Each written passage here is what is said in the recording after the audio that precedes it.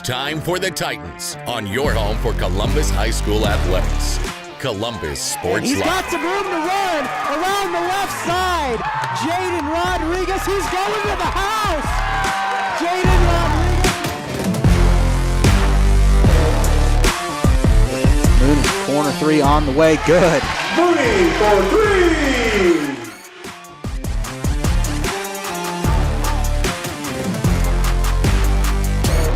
Good hit by Simpson. Go out of here. There's a home run. That ties the game.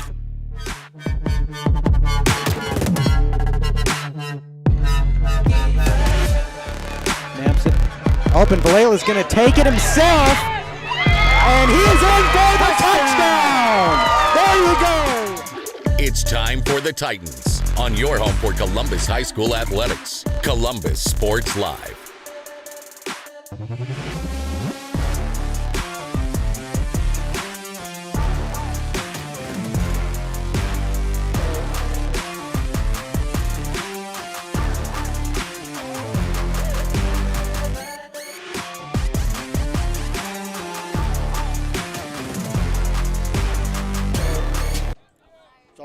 Hello, everybody, and welcome on into Cecil Klein Field. It is the final game tonight of the regular season. Hard to believe we're here after it felt like just a couple weeks ago. We were getting ready to kick off here for the Independence game, but tonight, no, he's right there. You lied to me. Anyway, appreciate everybody. Not the first time either. Yeah, I know. Appreciate everybody coming out tonight. It's senior night. It's Hall of Fame night here at Cecil Klein Field as the Parsons Vikings come to town in a game that I think Parsons probably got the most deceiving record in all of 3A at 2-5, but their losses come to Frontenac, Labette County, who's really good, Fort Scott, who's been pretty good this year, and then Atchison, who's I think undefeated in 4A, and then to a private school that's a non-CASHA sponsored school, so I can't tell you about them.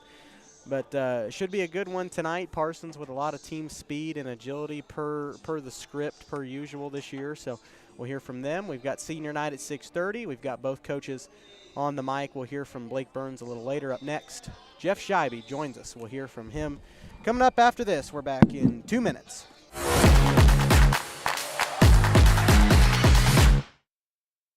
Optic Communications has stood the test of time. Born from the pioneers of connectivity in 1905, they're built on a rich history with roots stretching deep.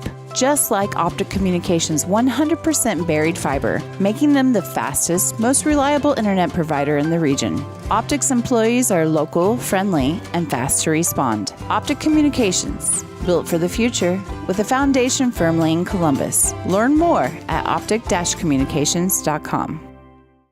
Spring River Mental Health and Wellness, your partner in health for more than 40 years, is now a certified community behavioral health clinic. A CCBHC clinic provides a comprehensive range of mental health and substance use services, including same-day access and 24/7 crisis services. Serving all ages, Spring River Mental Health continues to inspire confidence, respect, and growth for individuals and families in Cherokee County. Learn more at springrivermh.org. Nothing says luxury like a Lincoln. Take advantage of 0% financing for 66 months right now on the all-new Lincoln Navigator. Come see us today at Mike Carpino Family of Ford Lincoln Dealerships, Columbus, Parsons, Pittsburgh. Hello, Four States. This is Jay Hatfield with the Jay Hatfield Auto Group. We've been serving the Four States area for over 29 years, and we now have 6 locations which offer Chevrolet, GMC, Ford, and Chrysler Dodge Jeep Ram. Each of our locations is operated by a Jay Hatfield family member or managing partner. At Jay Hatfield, we're here to earn your business and trust. We have approximately 300 pre-owned and 300 new vehicles in stock or on their way, and we're making deals. Come see us at Jay Hatfield location today and let us make you part of the Jay Hatfield family. From the football field to the bean field, the right equipment can make all the difference. Gear up for harvest, expand your fleet, or grow your business with Tyler Jackman at Big Iron Auctions. Tyler can improve your operation conveniently, efficiently, and effectively. And if you're selling one piece or the whole operation, Big Iron can connect you with over 750,000 registered bidders. Buying or selling, go big. Big Iron Auctions. Call Tyler Jackman at 620-404-8115. BigIronAuctions.com.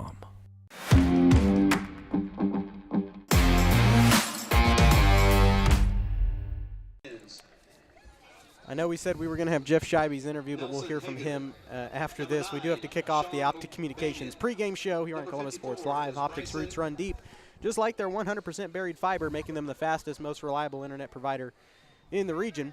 To learn more about everything Optic has to offer, visit opticcommunications.com. So we are set for action tonight, Columbus and Parsons, and this game has really been back and forth over the last several years, and Coach Schibi talks about it. In 21 we went to Marvel Park, and it was a 1-point game. Parsons took that one, and the year after, Columbus dominated 35-8, the final score here at Cecil Klein Field. So both teams in the last 4 years are 2-0 at their place. And both coming off a rough game last week. Yeah, Parsons fell 48-0 to Atchison, who is a really good 4A team, maybe even 5A, I'm not entirely sure.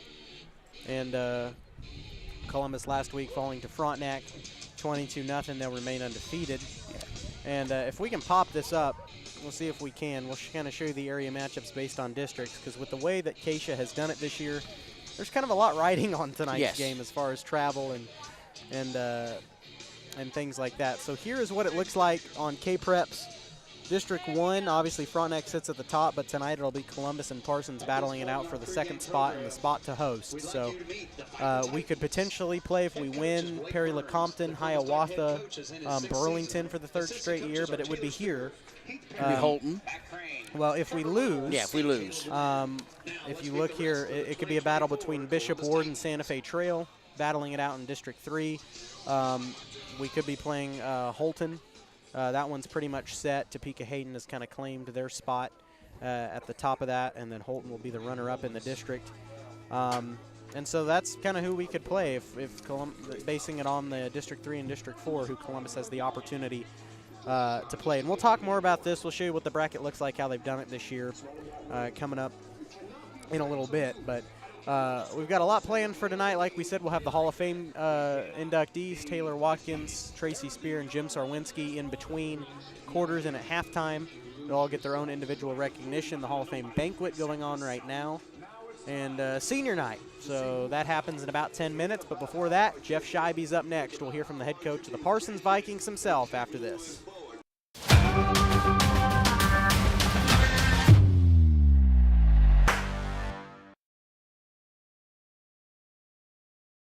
Call's service is outstanding in their field, especially for those that are stuck, outstanding in their field. Call's carries a wide selection of farm, industrial, and heavy-duty tires, all from the best brands in the business. And they've got farm service trucks ready to go. Plus, Call's continues to be the place folks go for car and truck tires, repairs, oil changes, and so much more. If you're in the market for new tires in Southeast Kansas, make the right call to Call's Service, 620-724-4121. See more at callservicellc.com.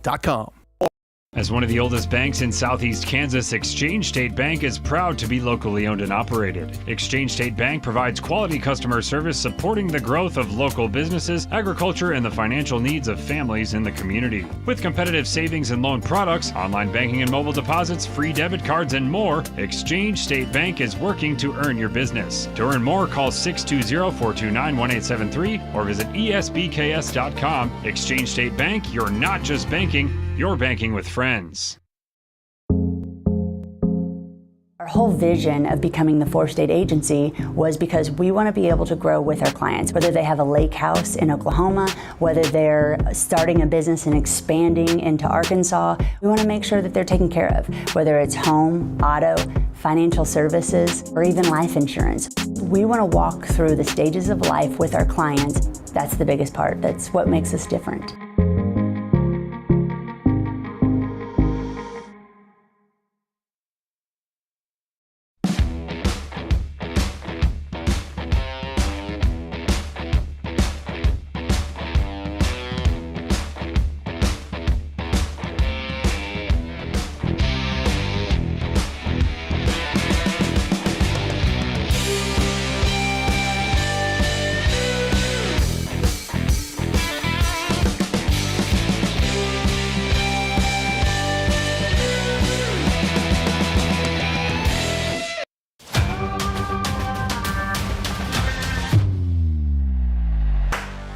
Welcome back to the pregame show. It's time for our pregame chat with the head coach of the Parsons Vikings, Jeff Schibi, for this big Class 3A District 1 matchup. And, Coach, we just talked about it a little bit on the pregame show, but I think you might have one of the most deceiving records in Class 3A. You're 2-5 coming into this game, but, you know, when you play a schedule that's mostly 4As and your other loss comes to an undefeated team in Class 3A, I mean, I don't expect anybody to come like 3-0 out of your first 3 weeks, don't you think?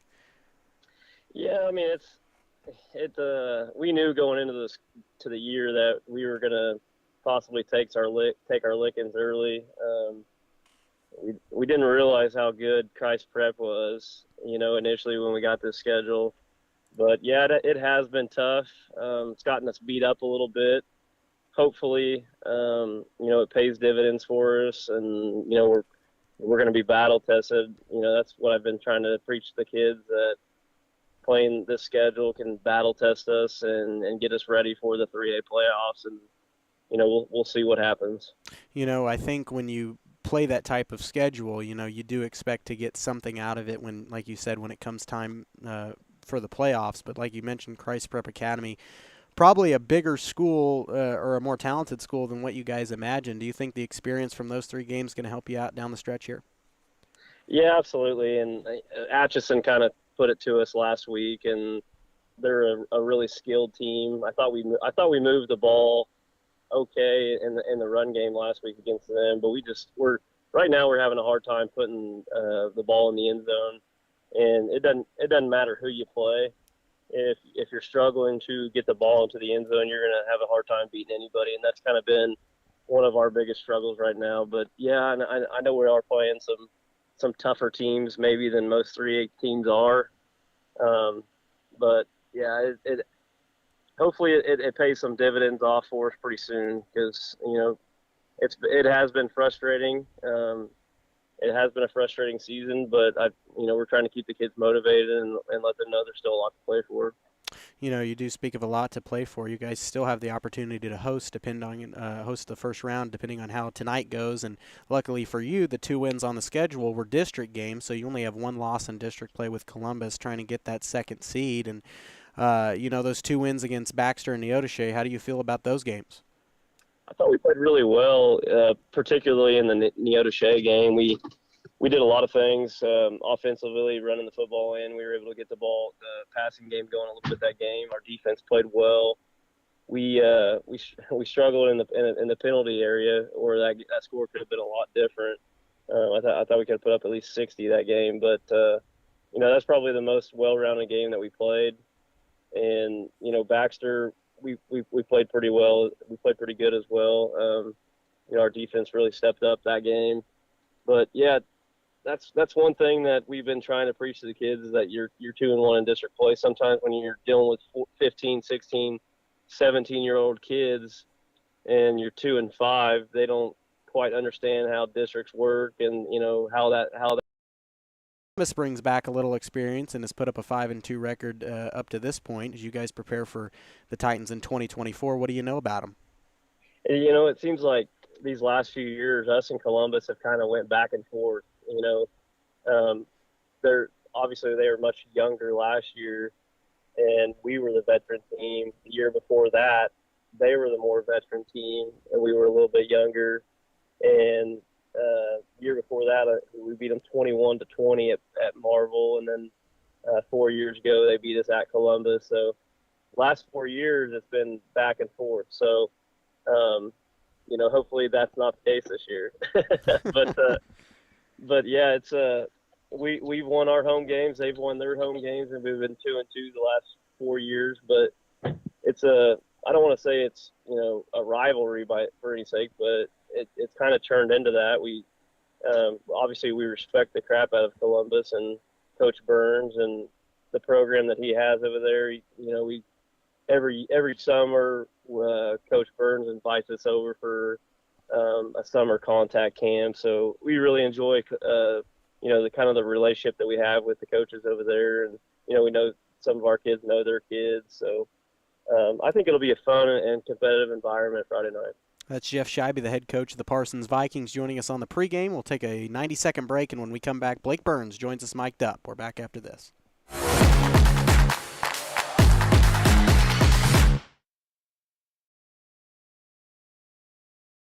From the football field to the bean field, the right equipment can make all the difference. Gear up for harvest, expand your fleet, or grow your business with Tyler Jackman at Big Iron Auctions. Tyler can improve your operation conveniently, efficiently, and effectively. And if you're selling one piece or the whole operation, Big Iron can connect you with over 750,000 registered bidders. Buying or selling, go big. Big Iron Auctions. Call Tyler Jackman at 620-404-8115. BigIronAuctions.com.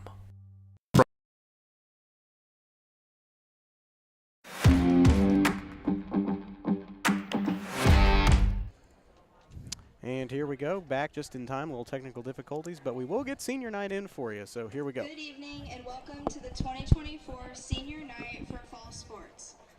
Yeah. Our first senior we have is Allison Burns. She is the daughter of Blake and Amanda Burns. Allison has been the football manager for 4 years. Yay!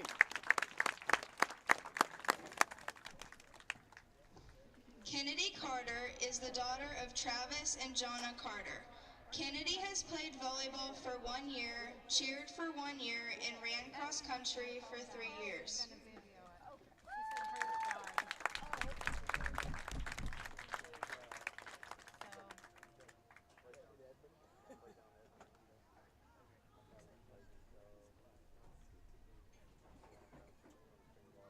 Christian Doherty is the son of Josh and Deidre Doherty. Christian has been in band 4 years.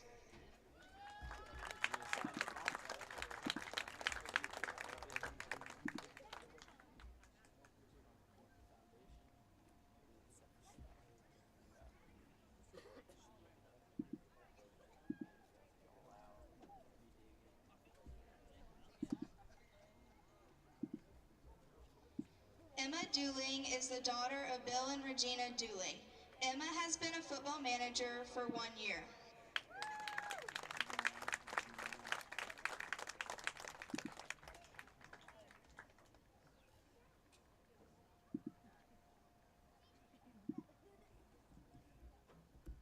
Haley Ediger is the daughter of Joel and Candace Ediger. Haley has been in band 4 years.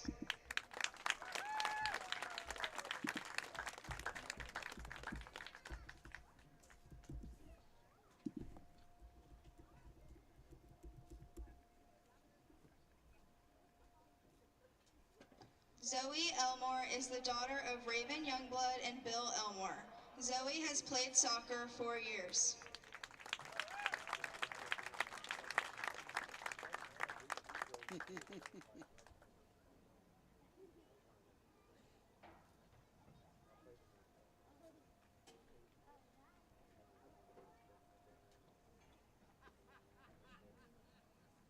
Carlotta Galasso is the daughter of Paulo and Valeria Galasso.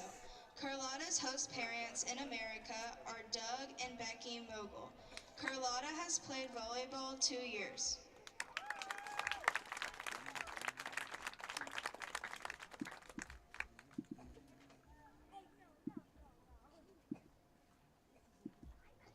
Jaden Ganaway is the son of Justice and Jonna Ganaway. Jaden has played soccer 4 years.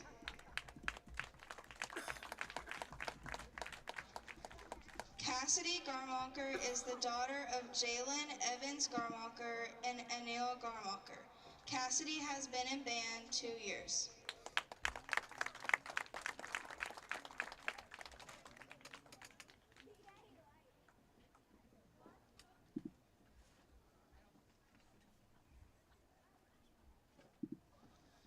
Austin Glover is the son of Aaron and Jared Glover.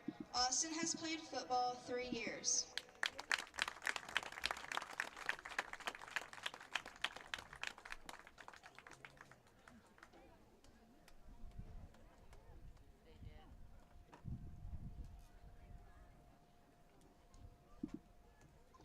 Destiny and Jasmine Goff are the daughters of Mark and Sarah Goff. Destiny has played volleyball 4 years and been in band 4 years. Jasmine has been in band 4 years.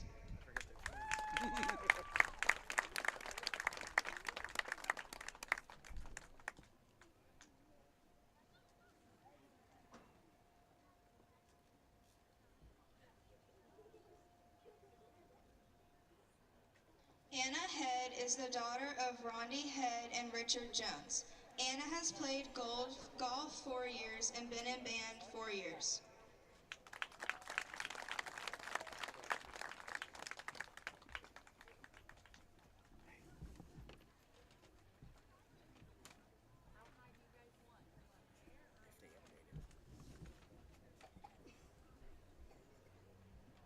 Carter Henry is the son of Andrea and Jim Gaither.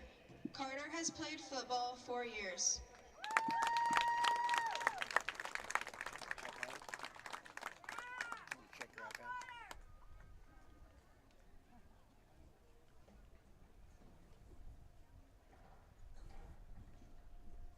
Briley Johnson is the daughter of Jason and Lori Johnson. Briley has cheered 1 year, played soccer 4 years, and been in band 4 years.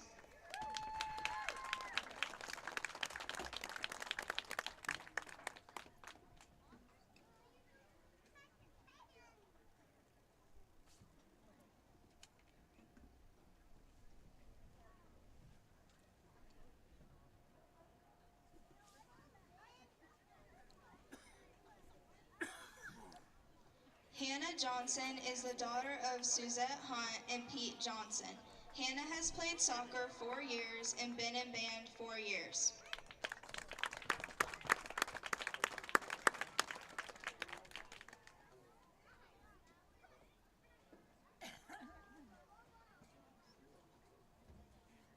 Jace Midget is the son of Candy Midget and Joey Midget. Jace has played football 4 years.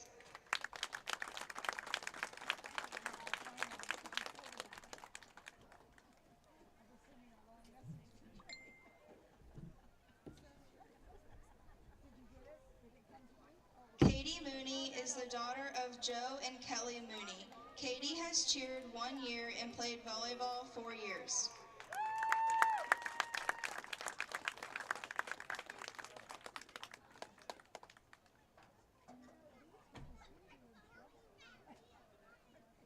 Corbin Newberry is the son of Corey and Tracy Newberry.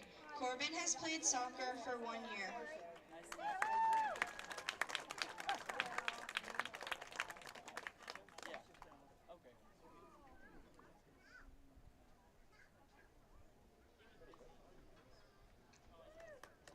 Maddox Oshner is the son of Casey and Matt Butterworth, and Troy and Melissa Oshner. Maddox has played football 4 years and been in band 4 years.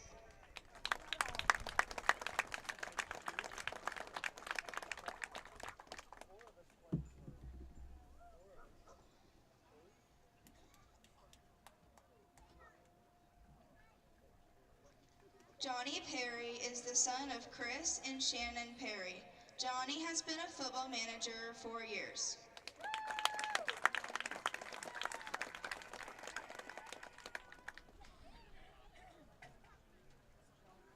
He's probably mad he couldn't drive his truck.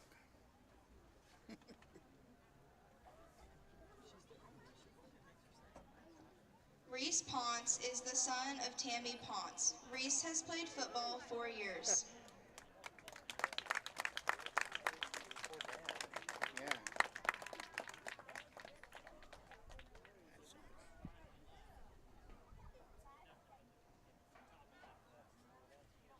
Owen Prowser is the son of Luke and Elizabeth Prowser.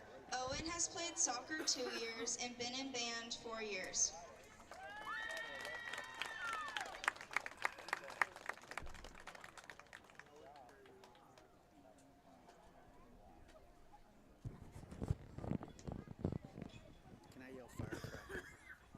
Kyler Raymeyer is the son of Tassie and Scott Raymeyer. Kyler has played football 4 years.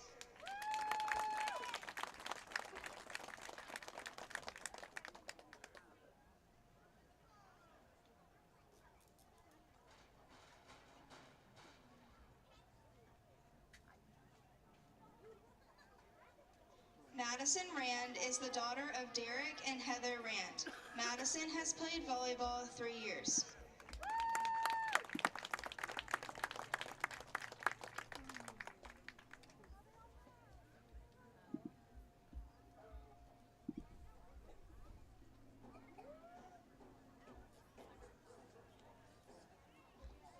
Roberts is the son of Lizzie Roberts and Casey Roberts. Owen has played football 4 years.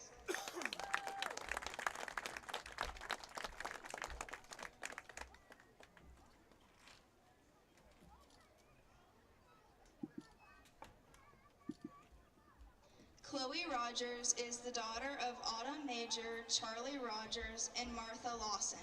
Chloe has been the volleyball manager 3 years and been in band 4 years.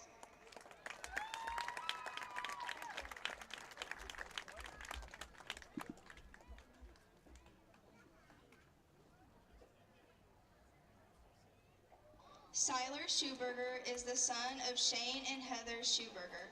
Siler has played football 4 years.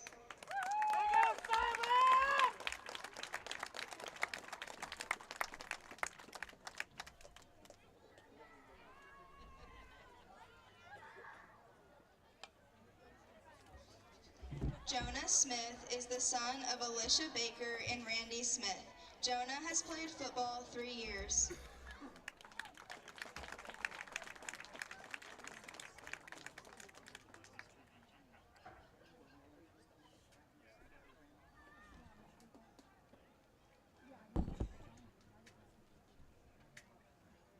Canyon Smith is the son of Jeremy and Megan Smith. Canyon has played football 4 years.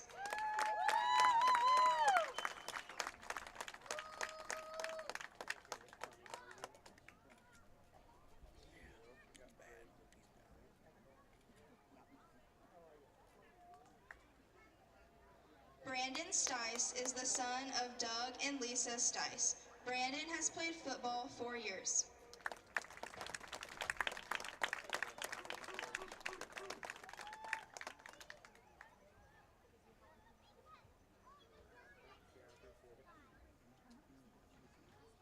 Ruby Stover is the daughter of Craig and Holly Stover. Ruby has danced 1 year, played volleyball 4 years, and been in band 4 years.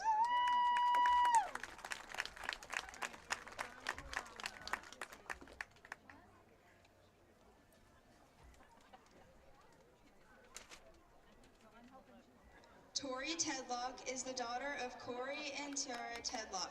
Tori has cheered 1 year, played volleyball 4 years, and been in band 4 years.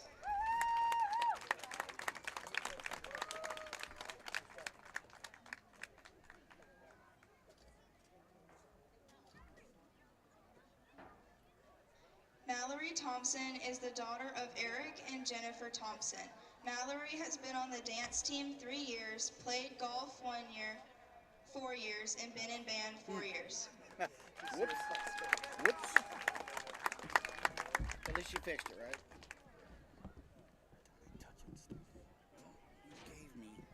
Jack Valela is the son of Denny and Krista Valela. Jack has played football 4 years.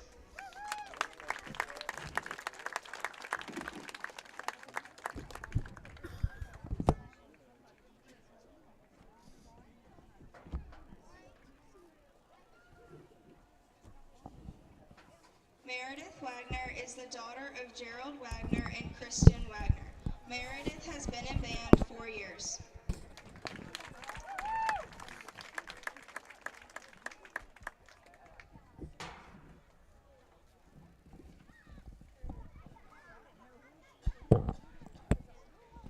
Lyden Lovesey is the son of Dan and Bambi Lovesey. Lyden has been in band 4 years.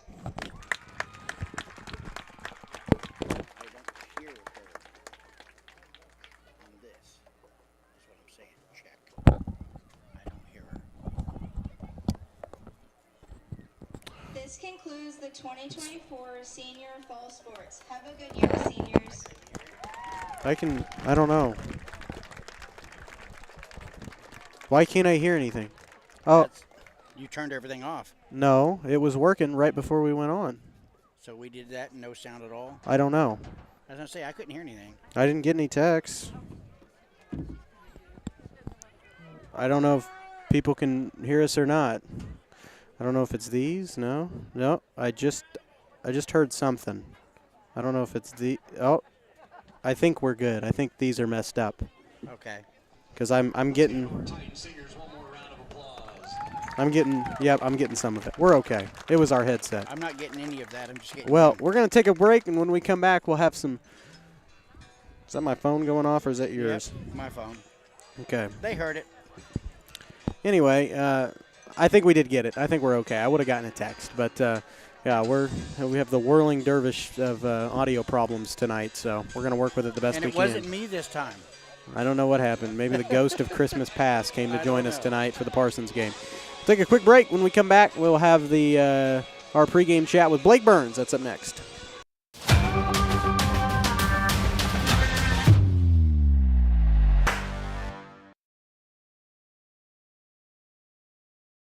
Spring River Mental Health and Wellness, your partner in health for more than 40 years, is now a certified community behavioral health clinic.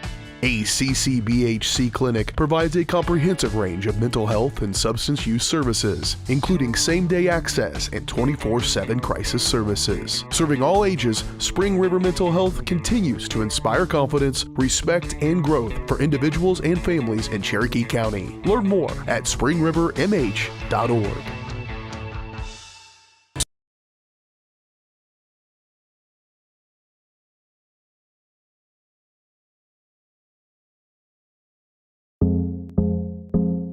Our whole vision of becoming the four-state agency was because we want to be able to grow with our clients, whether they have a lake house in Oklahoma, whether they're starting a business and expanding into Arkansas. We want to make sure that they're taken care of, whether it's home, auto, financial services, or even life insurance. We want to walk through the stages of life with our clients. That's the biggest part. That's what makes us different.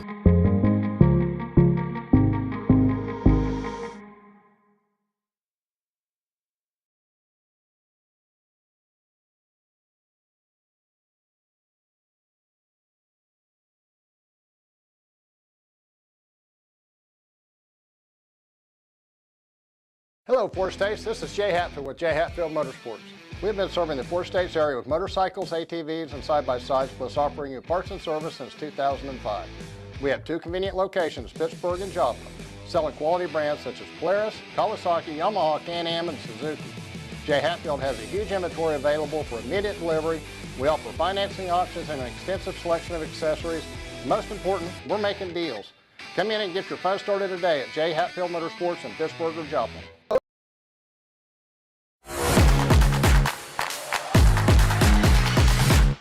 Welcome back to the pregame show. It's time for our pregame chat with Blake Burns. And Coach, last week a tough one up at the Raider Sports Complex, 0-22 loss. And truthfully, I felt like, even though we couldn't punch it in offensively, I felt like the defense, especially in the first half, might have been some of the best we've seen all season. What are your takeaways a week out from that game? Yeah, we did struggle offensively. We really struggled after first down. Actually, first down efficiency, we were pretty good. But, yeah, we just couldn't sustain any drives. But I will say defensively, we did a very, very good job up front. Our defensive line probably played as well as I've seen them play all season.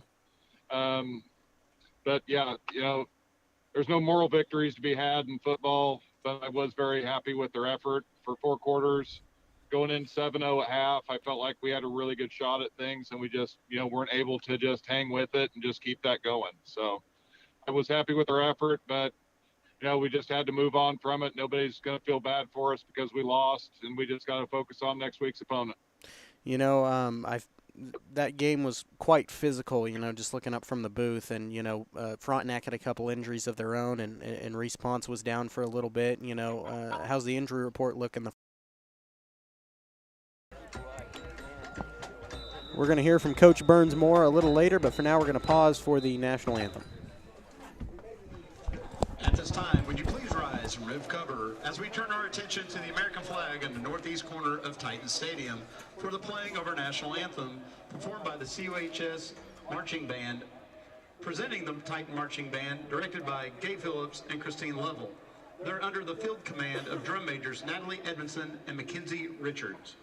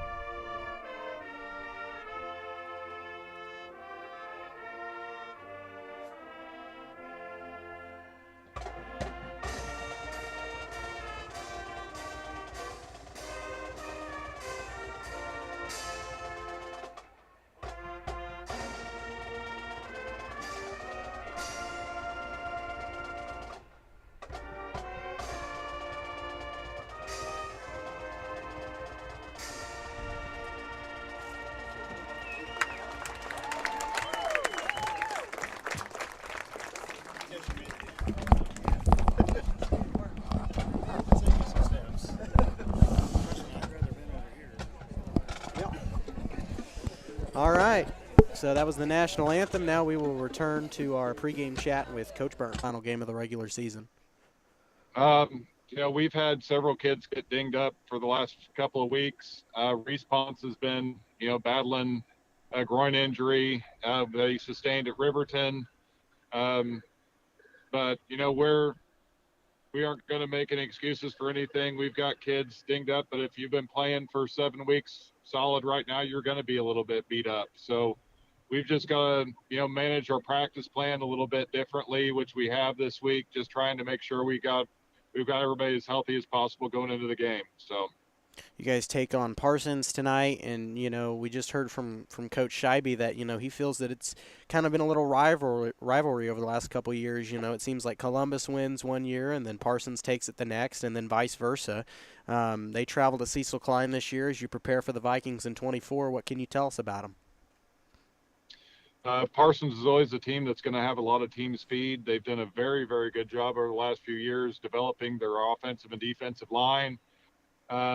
They've played a pretty tough schedule, to be 100% honest. So their record, I believe, is very, very deceptive. I think they've had some very quality opponents, and they've played some of those teams tough. Parsons coaches do a fantastic job of scouting their opponents, and they do a fantastic job of knowing everything that we're going to do and planning very, very well for it. So if our kids don't show up ready to play, I don't think there's going to be us win one and lose one this year. We could very easily drop 2 in a row. They're going to show up to our place ready to play and give us their best shot. And, both of us are playing for a chance to play another home playoff game. So there's a lot of incentive to be had for this game. Tonight it is Hall of Fame night here at Cecil Klein Field, and, we're inducting Tracy Spear, Jim Swinsky, and, as a coach, I don't want to make you feel old, but, one of your former players is getting inducted back when you were an assistant, Taylor Watkins. How do you feel about him, and how do you feel to see him get inducted tonight? I feel old every day of the week anyway, so you aren't going to make me feel older than I already do. But yeah, I guess it does show my age a little bit. Taylor Watkins was a fantastic athlete for us. He was a fantastic football player. Probably one of the more intense kids or individuals I've ever been around. And he was a fun player to be around. He was a fun person to coach. And we were very, very fortunate to have a kid like Taylor Watkins, or, a human being like Taylor Watkins in our community. He did a lot of really good things for us on the football field and especially on the wrestling mat. Coach Burns, thanks for the time and good luck tonight. All right, thank you. That's Blake Burns, the head coach of the Columbus Titans, joining us here for the final game of the regular season. When we come back, we will have the kickoff here from Cecil Klein Field. We're back after this.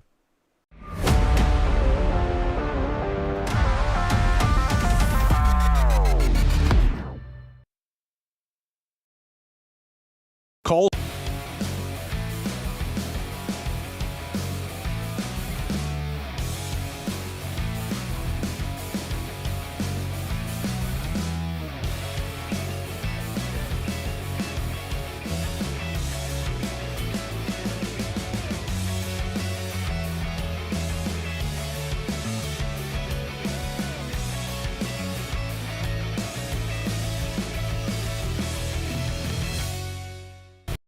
Summer sales event continues here at Mike Carpino Ford with 0% interest plus a $1,000 rebate on the all-new Ford Escape. Don't forget the Ford F-150 with over 60 of them available. Come see us today at Mike Carpino Family of Ford Dealerships, Columbus, Parsons, Pittsburgh.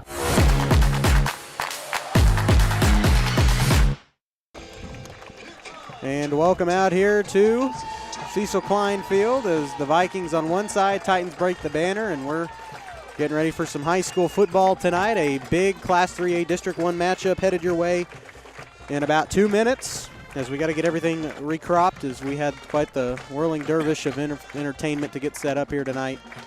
Yeah, if you want to try it, no, you just don't try to zoom out on it. That ain't going to work. Now you were close. Oh, well. We'll mess. Okay, we'll get it in a minute. Yeah. Starters for tonight. How about that? Let's get that going. Yeah, you go ahead and do that. For Columbus, we're going to have an offense. Number 10, Jack Valela. Number 2 at running back, Jet Tanner. Wide receivers, we're going to have number 35, Siler Schuberger. Number 3, Jaden Rodriguez. Number 14, Brandon Stice. And number 8, Jace Midget.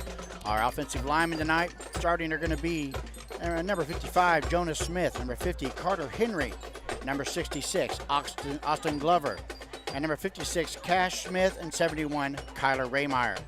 Parsons starting offense tonight are going to be at quarterback number 1, Trey Logan, running back number 24, Chandler Henson, halfback number 88, Connor Largent, wide receiver number 21, Wyatt Schultz, wide receiver number 10, Nozer Haygood, tight end number 9, Sean O'Banion, and their offensive linemen are going to be number 54, Bryson Yeoman, number 50, Corbin Harris, 78, Jackson Napper, 52, Demias Johnson, and number 51, Xander Gabbert.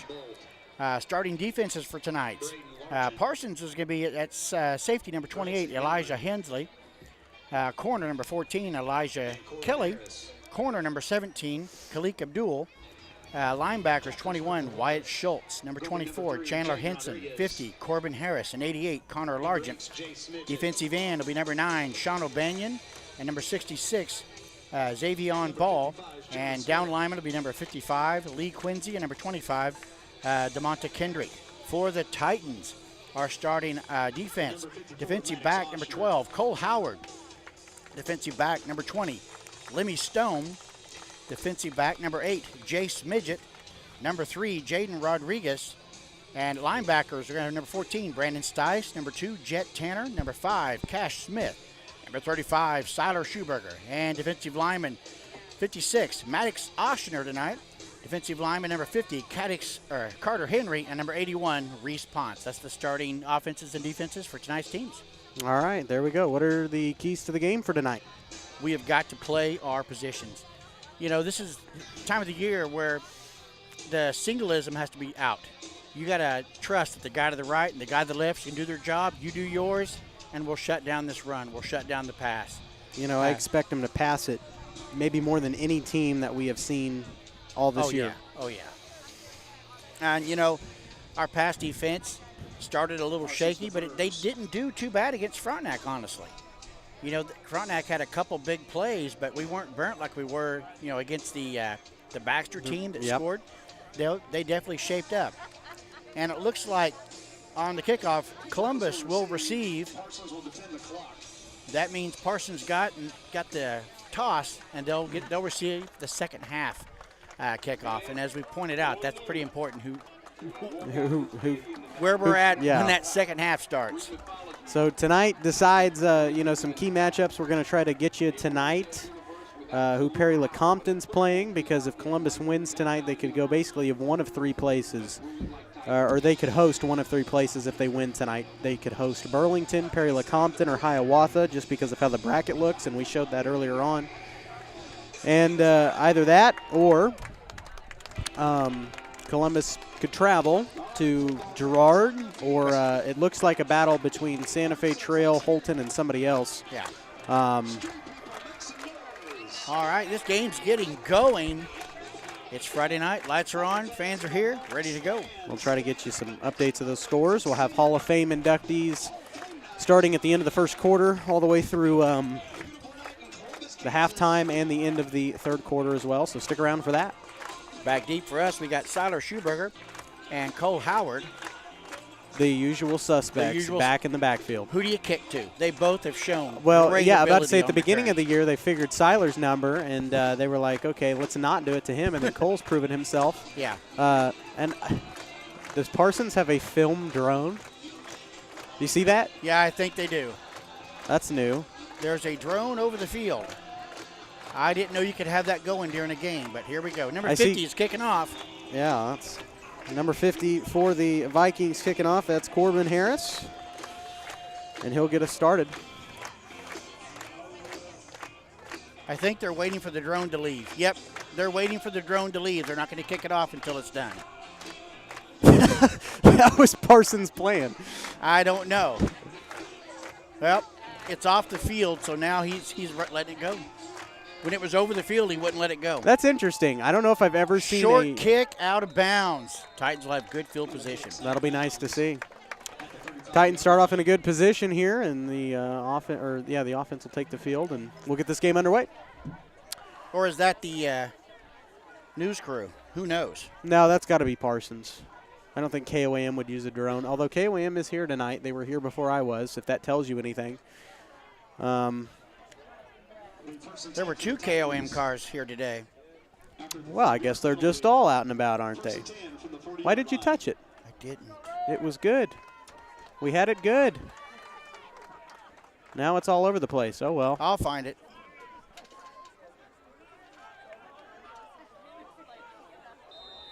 Line up for the opening drive here this Week 8 district game. Nice Escaped first it. That's run. number 2, Jet Tanner on the carry. How many yards he get on that? So a nice run by the junior. That'll be be second down.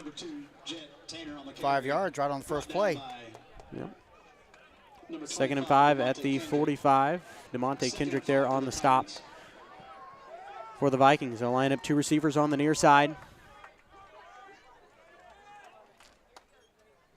Layla this time going to run it same with Tanner. He breaks through a tackle down at the 45 of the Vikings. 10-yard gain, 15. Yeah, Titans coming out running the ball. That's first down and then some for the Titans there. I had it cropped. I don't know what happened. I don't know. It looked fine to me. I don't know why anybody touched it. Maybe the wind did it. All I saw was darkness. Well, that's what it looks like now. Maybe some happy fans on the kickoff. This time they'll run it with Tanner. He breaks through a tackle, slips through another one, brought down on a shoestring and past the 40-yard line. Past the 35, down about the 34. 12-yard gain. Titans' run game is starting off strong here. Yes. First and 10 for the Titans at the 32-yard line.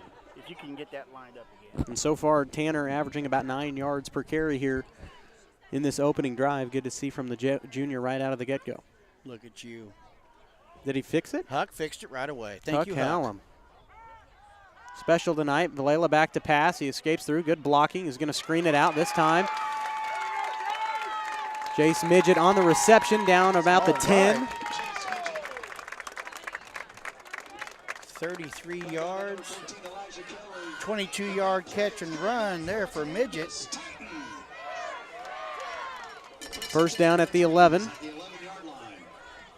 to draw your attention to the green shirt swag around. Mike Carpino Ford has a 50-50 pot going on. They will gladly sell you a ticket for a chance to win. I believe we do that drawing in the 4th quarter. Parsons will be on your side also. We've given away the winnings to visiting teacher for, so don't be afraid to get in there and buy your chance. And this time stuffed about the line of scrimmage. Number 2, Jet Tanner on the carry. That was Jet on the carry. So it'll bring up a second down. Picks up 2 yards on the carry, though. They'll come back for your dollars. We haven't got in it yet. I figured I'd take a chance of winning half that pot. They need to come back in between quarters because I can't be waiting for the, come on. I can't. 2nd and 8. Titans moving the ball efficiently. I can't watch 2 things at once. 2nd down and 8 inside the 10. Run it with Tanner again this time for another short gain. They'll pick up, looks like 4 yards or 3 yards. No? 4 yards. Yeah, make it they'll 3rd and spot 4. him. Yeah, they'll spot him 4 yards. 3rd down and 4. Brings up a 3rd and 4 for the Titans.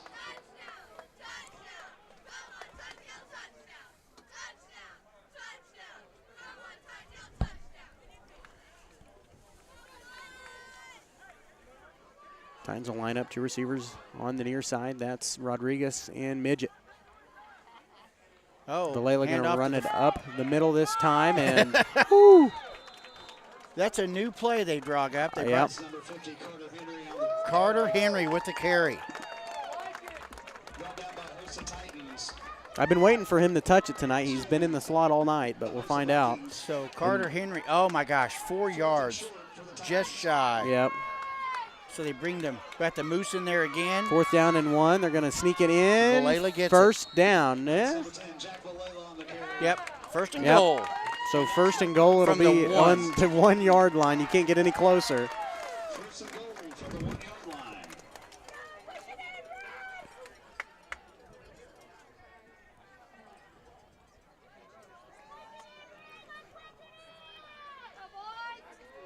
Let me Stone going in, bringing the play.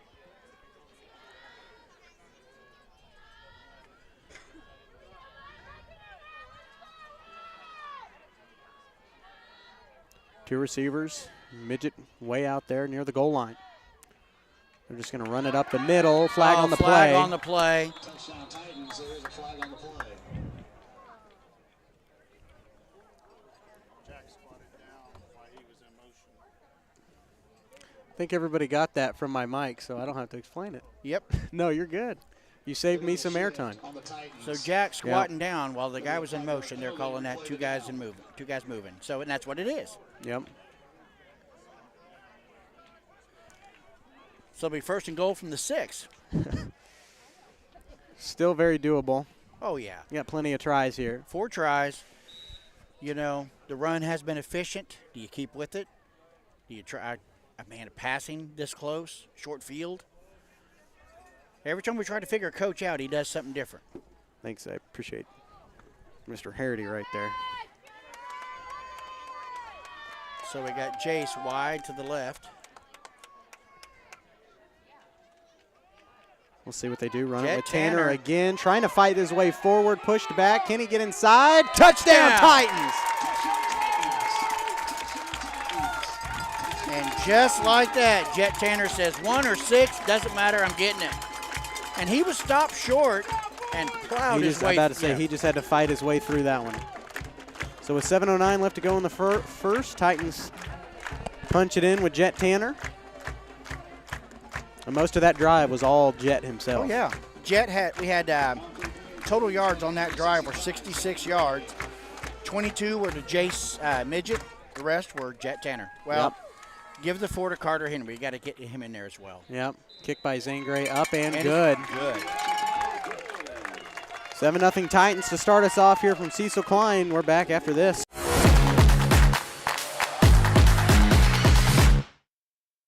Why settle for less than the best? Croc-Can's gigabit fiber optic internet is now available to Pittsburgh, Frontenac, and Fort Scott, and many rural areas in between. Croc-Can has the best speeds, the best reliability, the best service, the best support, and is overall the best value on all ultra-high-speed internet. If you want the best home internet connecting as many devices, all without equipment rentals, contracts, or overages, it is the time to switch to the best. It's time to switch to Croc-Can.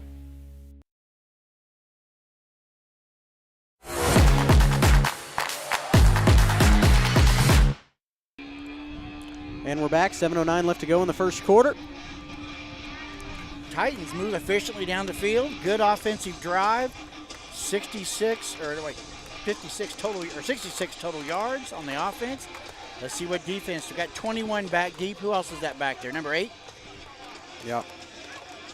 Now I'm gonna butcher a lot of these names. Get ready for it. Mason Dillion and Wyatt Schultz are back deep for Parsons.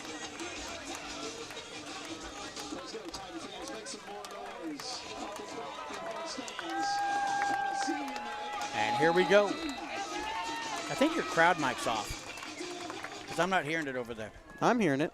Okay. All right. It's gonna Kick be it right to number 21. That's Wyatt Schultz and on the carry. And a nice stop down at about the 30-yard line. That's number 12, Cole Howard with the stop. Anything special teams, he's your guy. Yep. So they get it on the 31 of Parsons. See what they can do. Now this is a big question mark. How's our D-backs going to do against their pass game? I don't know. I'm more worried about who they're going to hand the ball to and how am I going to pronounce it. All right. Trey Logan, the quarterback's back deep. Yeah. I'm hoping he gets it a lot. Flag on the play. I don't know if they're going to call Ponce on an encroachment and it's false start. False start on the Vikings. That'll back them up 5 yards. It'll be 1st and 15 at the 26. Increases the chance they're going to pass now. Let's see what they can do. Well, if Ponce is hurt, he didn't show it on that play. No. I think he's okay. That's Schultz in motion. Logan's going to take it himself, a quarterback keeper around the right side. Got a little room to run, pushed out of bounds past the 30. They'll pick up 5 yards. So at the 31, it'll be 2nd down and 10.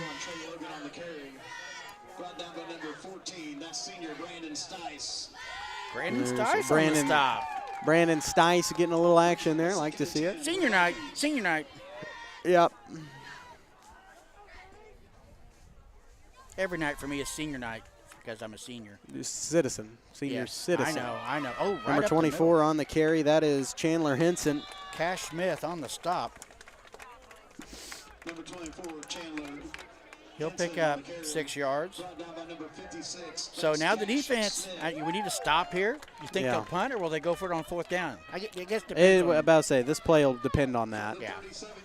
You know, any kind of penalty, you almost have to. Either that or pass it. But, you know, like I said in the pregame, I expected Parsons to pass it almost more than any other team that we've seen this year. And so far they have not done that. So we'll figure it out.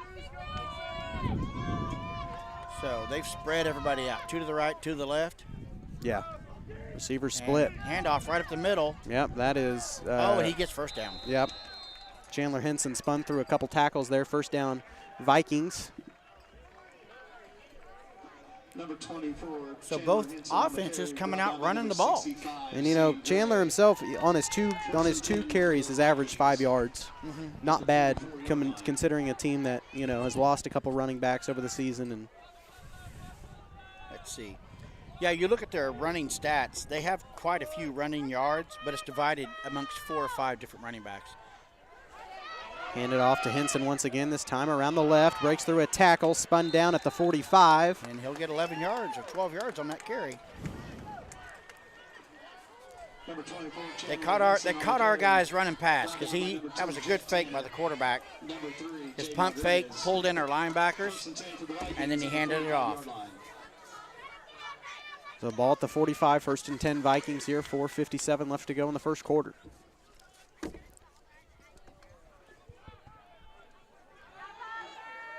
Logan keeping himself, got to run around the right side. He's just going to have to take it and run. Still 7 yards picked up on the run. He was pushed out of bounds, I think past the 40. Yep, so they'll give him 6 yards. It'll be at the 39 at 2nd and 4.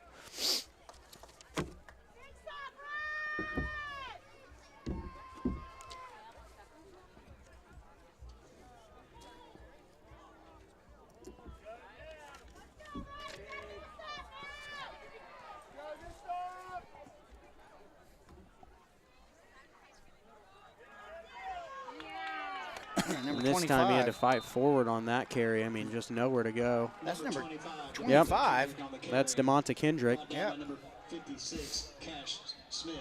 There's the freshman Cash Smith in there on the stop. At the 33-yard line. So far, both teams have come out with the running game saying, stop us if you can, and that's what it's been. Mm-hmm. Receivers way out here on the near side. They're going to run it with Kendrick once again. He pushes through a tackle, finds a wide open hole, and Parsons just running it straight forward. Finding some good holes there. Returning back what we did. Exactly. They're returning the favor, doing it a little slower, which truthfully, that's what Parsons needs to do tonight. Yep. Establish a run game early, and I guess Coach Schibi wanted to figure some things out early with the run game, and I'm sure he's pretty pleased with the result. I mean, you've got Henson averaging 7.3, Kendrick averaging 8.5 off of 2 carries. And and what's amazing, number 25 has 72 rushing yards on the season so far. He'll probably double that tonight. And past the 20-yard line, maybe a short gain. He'll pick up a yard. Now that they're in the red zone, it's going to get tough for them to run it like they've been doing it. Well, you got that shorter field. Exactly. It makes it easier to bring the D-backs in. Much tougher scenario here when you're at the 19 rather than the 45 trying to run it. So 2:50 and counting left to go in the first quarter. 2nd down and 9 at the 19. 2 receivers on the right this time. They're going to run it with Kendrick again. He finds a hole in the right, but stuffed. Well, no, he's brought down on a shoestring. He'll pick up 6 yards. Number 25, DeMonte Kendrick on the carry. 3rd and 4 for the Vikings. Another big play. They're in four down territory. At this point, down, yeah, on this 100%. side of the field. Yep. 4th down territory for sure. 3rd and 5 currently at the 15 for the Vikings. So we need to play for a loss here. I was about to say. Yep. This time they're going to run it with somebody different. Who is that? 24. That's Henson and again. First down. Yep. So Parsons just eating their way through the field early on with the run game. We did the same thing. So we did. Yeah. You know, it's going to be who can stop who first. Both teams are getting a heavy dose of the run right now, and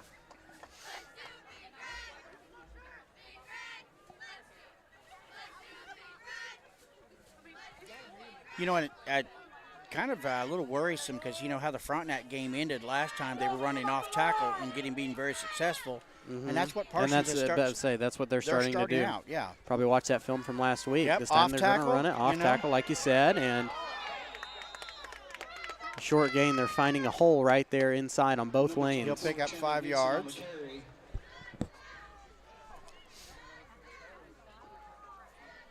Second and goal from the 5-yard line.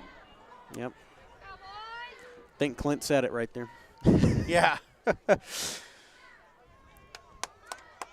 Second and goal. Here we go. Second and goal from the 5.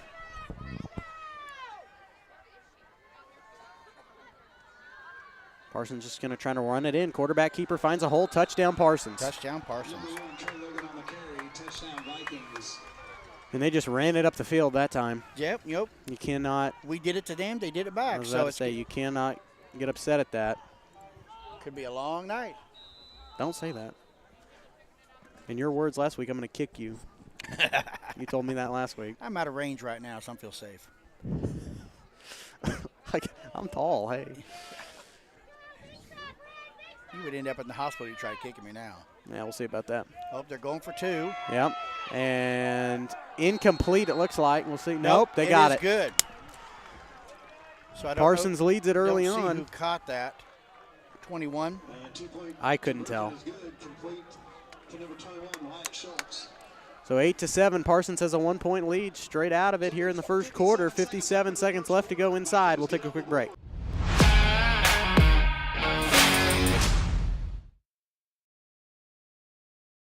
Optic Communications has stood the test of time. Born from the pioneers of connectivity in 1905, they're built on a rich history with roots stretching deep. Just like Optic Communications' 100% buried fiber, making them the fastest, most reliable internet provider in the region. Optic's employees are local, friendly, and fast to respond. Optic Communications, built for the future, with a foundation firmly in Columbus. Learn more at optic-communications.com.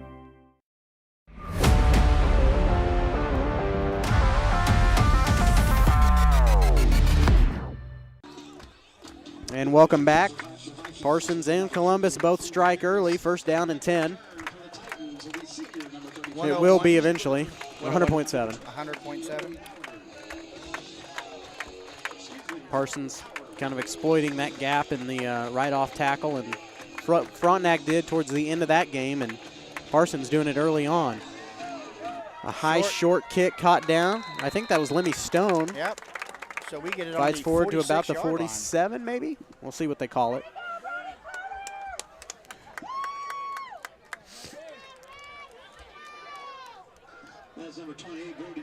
Like I said, both teams really want to host a playoff game. Can you tell the score? It's right on the... Here, go full screen. See if you can see it from full screen. Make heads or tails. 6-0.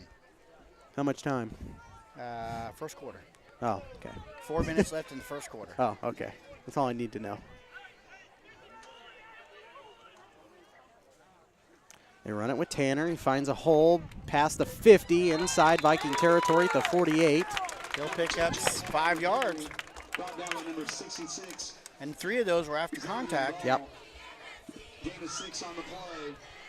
Yeah, they give him at the 49, 2nd and 5 with the running clock.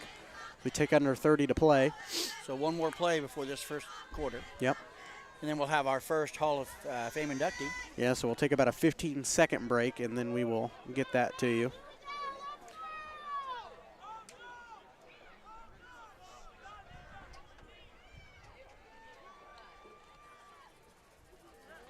Tanner this time trying to fight past the line of scrimmage, a gain of 2 yards. They give him 1. I saw the ball down at the 47. They're not giving it to him. Nope, just 1 yard. 48, 1 yard gain. That'll bring us to the end of the first quarter. Take a 15-second break, and we'll have our first Hall of Fame inductee back after this. Summer sales event continues here at Mike Carpino Ford with 0% interest plus a $1,000 rebate on the all-new Ford Escape. Just wait. Yeah. Never mind. They're jumping right into the Hall of Fame inductee. Yep. So we'll have Jim Sarwinski here inducted in the Hall of Fame. From 1965 through 1969, he was a two-sport letterman for the Titans in basketball and track and field. Jim was a 4-year starter on basketball team. He was a 3-time All-SEK selection. Jim was the first Titan to score 1,000 points or more in a basketball career. And I knew that, I think. in the SEK League history to accomplish that feat. Jim was also a 2-time All-State selection in 1968, 1969. After high school, Jim was offered numerous basketball scholarships, and he chose the top 25 ranked Coffeyville Junior College Red Ravens.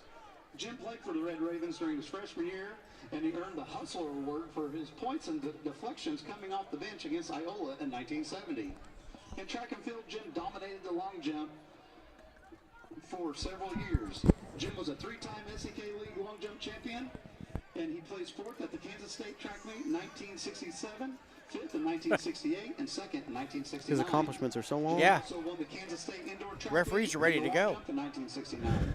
He set COHS school records in long jump that still stand today at 22 feet 4 3/4 inches. He ran on 3 COHS record-setting relays. Jim's 1969 880-yard relay team broke the SEK record that had been in existence since 1938. Jim also played American Legion baseball. He was named to the Kansas East-West All-Star team. Jim also played baseball for the Columbus Bombers. He graduated from Pittsburgh State University with a Bachelor's of Science in Elementary Education in 1973. And in 1979, Jim earned his master's degree in school administration from PSU. Jim married Jane Ann Hall Swinsky, and they reside in Columbus. The couple have 2 children, Beth Arnold and Joe Swinsky. Ladies and gentlemen, please give a big round of applause for Jim Sarwinski. Jim Sarwinski.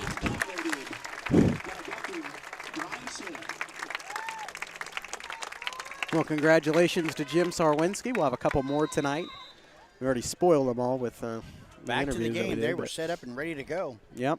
So here we go. They're going to get right to it. Tanner on the carry this time down at the 45. He'll pick up 2 more yards. So it'll be 4th and short. Brought down by number 9, Sean O'Banion.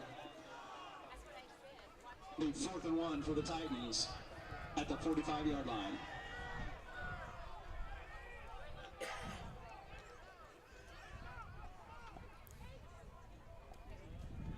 Oh, it's getting cold.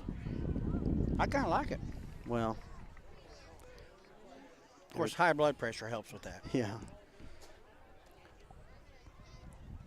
Titans are going to go for it. Got to take them pills.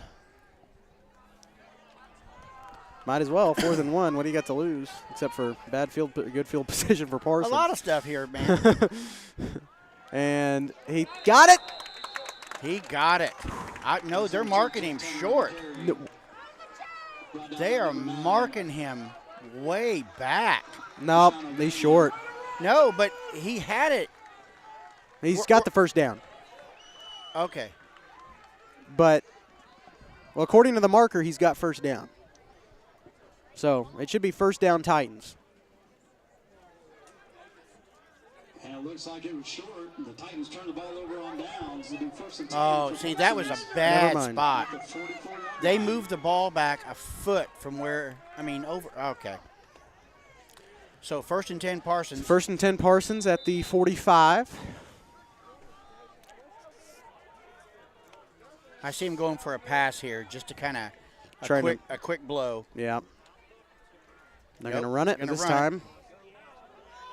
And he just kind of fell to the ground there. He might have been able to break through and run to the house, but that was number 24, Chandler Henson. Another strong run down at the 44, I think.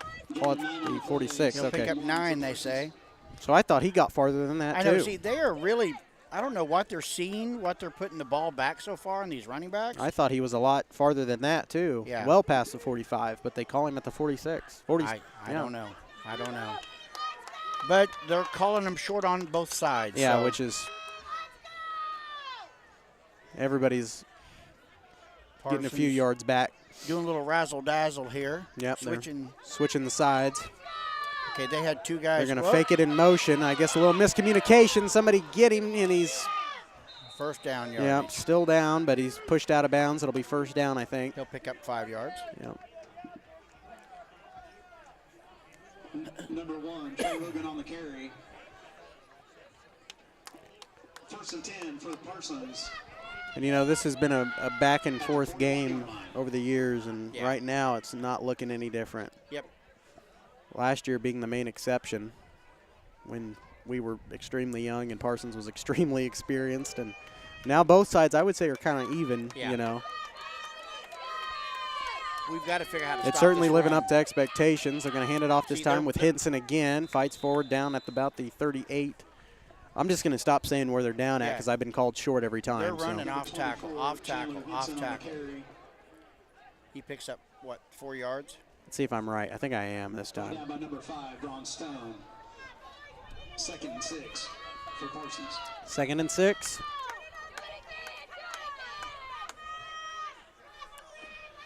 That time the refs and I were in agreement.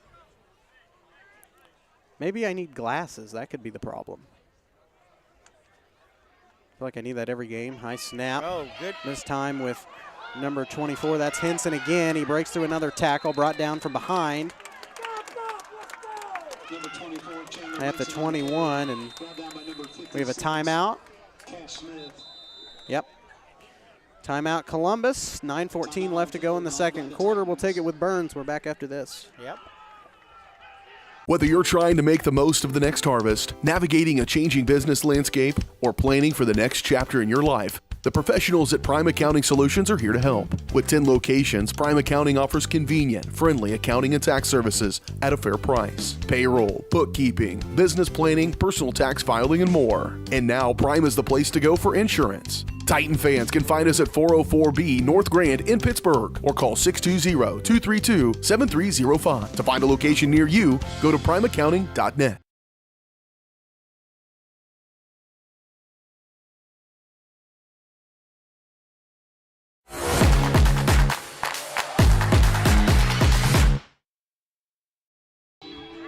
Welcome back. Parsons. Defense on its heels a little bit here. Yeah. You know, it's our DNs are playing heads up. Maybe they should shift to outside shoulder. I don't know. But well, Coach Burns called a timeout for a reason there. Yep. It's probably a little of Coach Crane in there too. I'm sure there were some emotional things said. Being the DC. And they're going to run. Run it this time with Kendrick and stuffed. Yeah. Nowhere to go. Did you notice where our D end was? He was on the outside shoulder. So we've moved. We've moved changed things. Yes. Number 25, DeMontre Kendrick on the carry. Brought down by number 50, Carter Henry. And he'll pick up. He'll actually no yards on the game. So no gain on that one.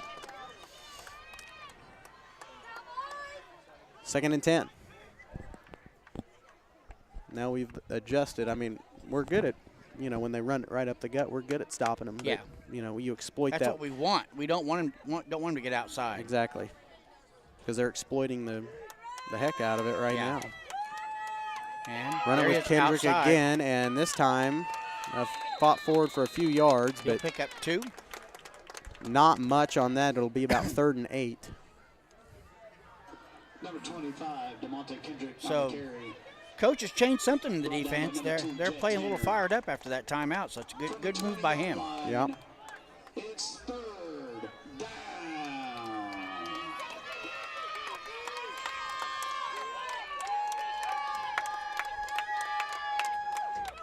Under 8 to play, 3rd and 7. Here at the 20. I don't know what was that? Pass, incomplete. Okay. I didn't know if that was the ball or somebody's shoulder pads or something.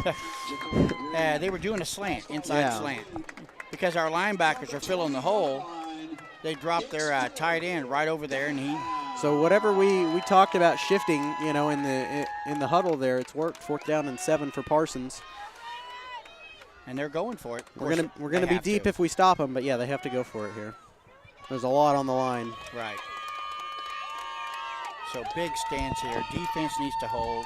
And they're going to pass it out at a Oh, screen. incomplete. That'll turn it over on downs. Okay, he's showing a little, his passes, last 2 passes went right to the ground.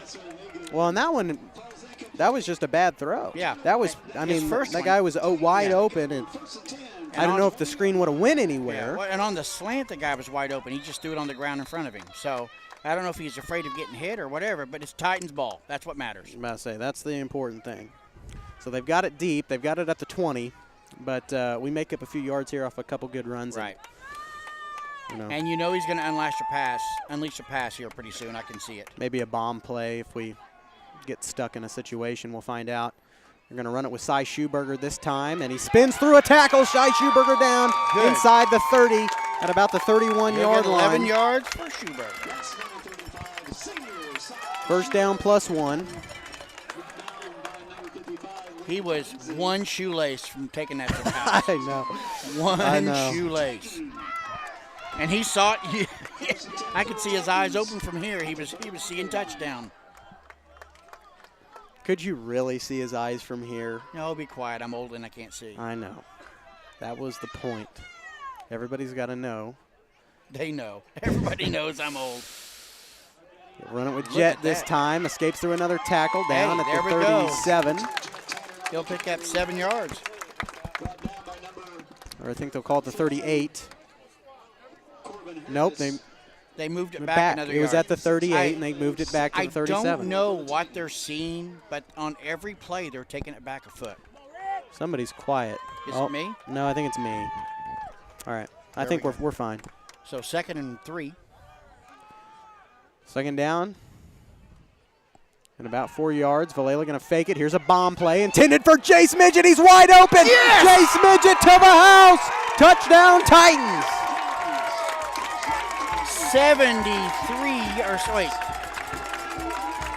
67 yards in the air, and that was 50 yards in the air. That was a great pass by Jack Valela. 13-8. Here we go. Suck him in with the run. Go for the pass. Yep. And the run was working just fine, but I think Burns wanted to make a stance here. We got it on both sides, so. Great call. Great play. Beautiful pass. And good route. Wide open was Jace Midget, and good connection. Everything went well for that one. Zane Gray back deep to kick. Looks good from here. It is 14-7. Titans back on top by 7. We'll take a quick break. We're back after this.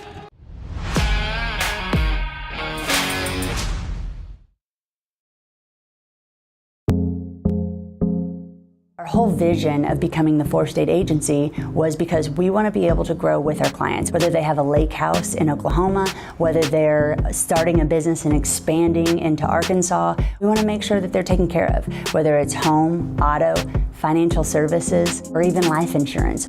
We want to walk through the stages of life with our clients. That's the biggest part. That's what makes us different.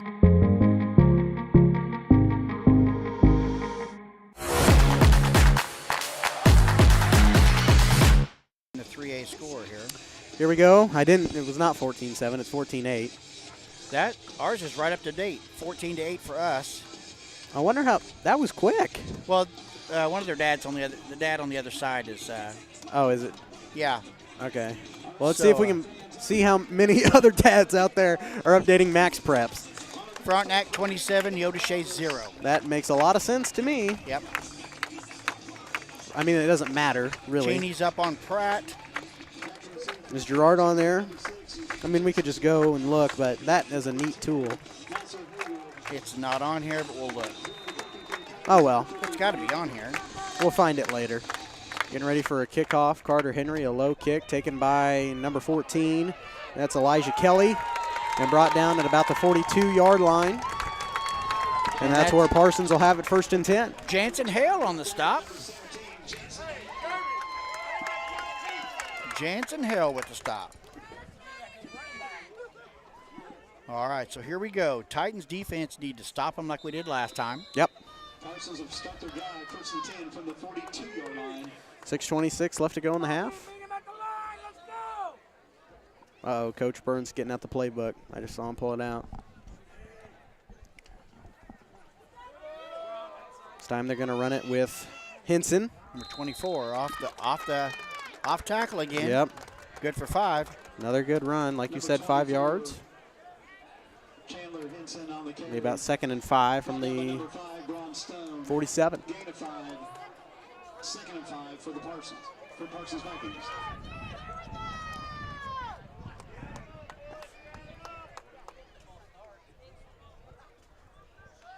They got a man in motion and flag on the play. False start.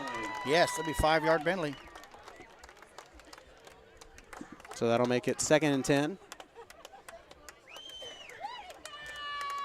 So that's for the Vikings. That's 1 penalty on both sides, isn't it now? I think so. Oh no, you're keeping. Well, I guess I can look at it. Yeah, it's 5. Yeah, both teams with 5 yards and penalties tonight so far. Both off a false start. So this one was more critical for them, though. Yeah, that backs. It was 2nd and 5. Now 2nd and 10 at the 42. Just push them a little deeper. You know what I mean? Yep.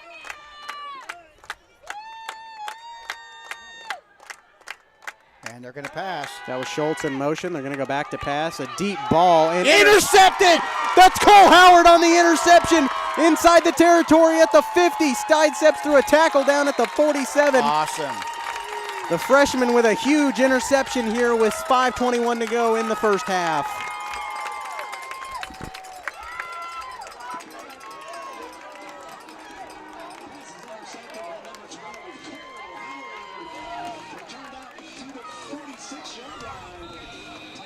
So Titan ball.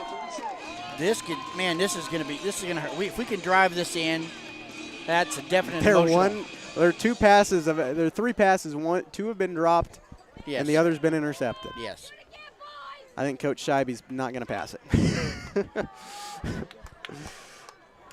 No, they've done 1 reception to Wyatt Schultz. Okay. Yeah, 2. 1 for 5, 1 for 7. They're going to fake it. Valela going to bomb it again. Intended this time for Brandon Stice. Yes! Caught! He gets it down inside the 20. Brandon Stice with a good reception. Wow. And Burns wanting to make a statement here. All the way down to 15. And now I expect him to just shove it in. 32 yards in the air to Brandon Stice. Yep. So Valela over 100 yards passing so far for this game. So I do think Cole landed a little awkward. He's getting worked on the sidelines there when he was brought down. Yeah. I'm not, he probably just getting him stretched out.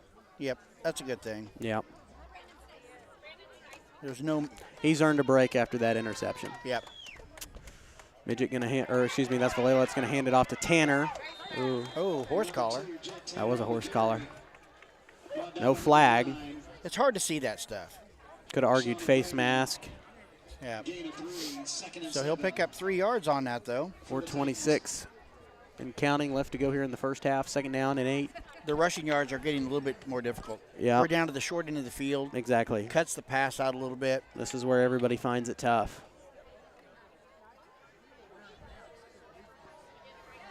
Jack's limping a little bit. I don't know if you noticed that. I didn't. I didn't see it. You're going to run it with Tanner again. Nice. Side steps Move. again. Nice. Good Move. cut by Jet Tanner. He's inside. Touchdown Titans. Jet Tanner runs it into the house for another score. Yards. That's his 2nd touchdown of the game.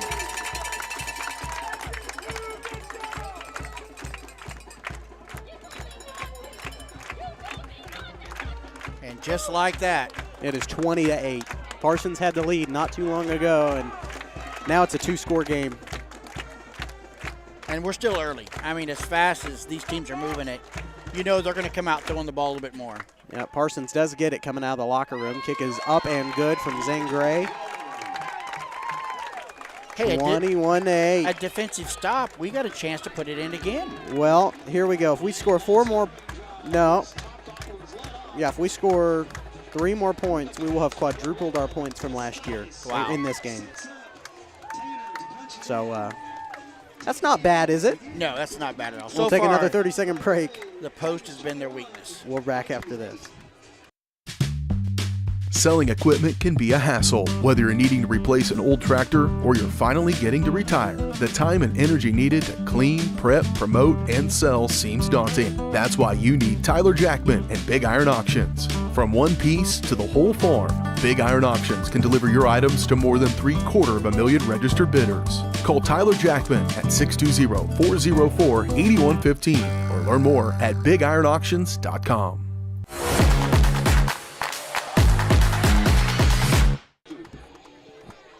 What? We're back, by the way. Don't say anything dumb.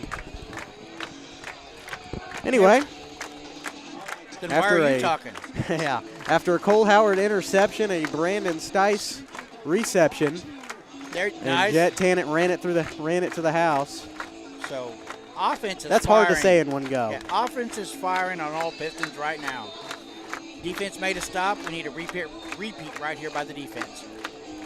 Oh, a little onside kick it looked like, and it's missed out of bounds. Oh, man. Oh, they're saying he didn't touch it, so it'll be penalty on us. Yeah. That's, kick was out of bounds. Yep. It was a good attempt. We were trying to get there. Yeah. We were trying to get there. Gosh. Now you think of the what ifs in that scenario, but no time to think about that.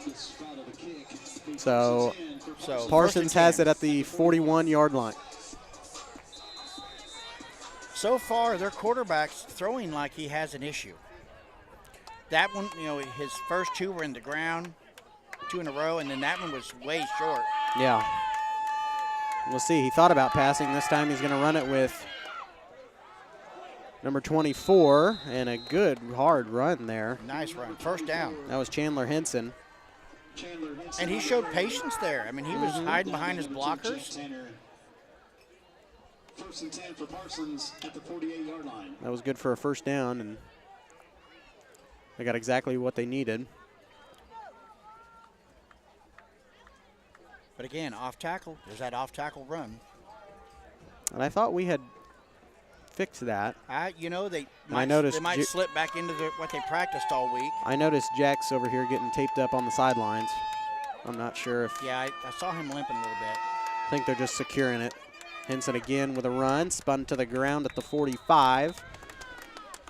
Henson on the carry. He'll pick up 4 yards. Brought down by number. So it'll be about 2nd and 6 with under 3 to play here in the first half. Gain of 4, 2nd and 6 for Parsons. My hands are cold.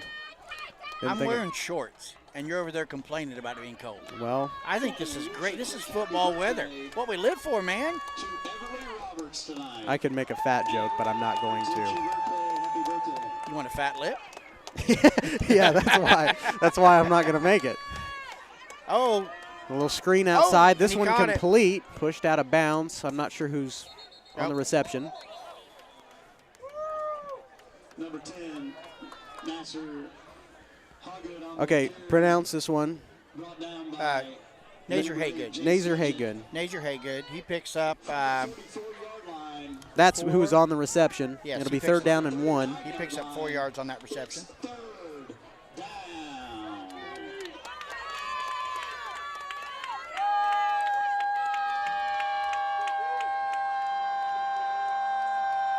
Oh, man. Off tackle. Henson once again with another run, and this time he's not as big. He got first down, but 3 yards. Yeah.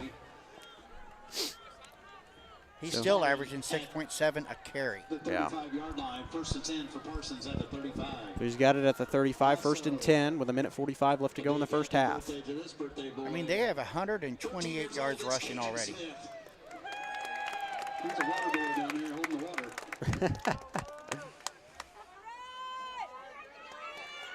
Oh, there we go. Nothing. No gain on that one. He ran right into Carter Henry. Not who you want to Nobody run wants to see a brick wall that they're getting ready to try to run through.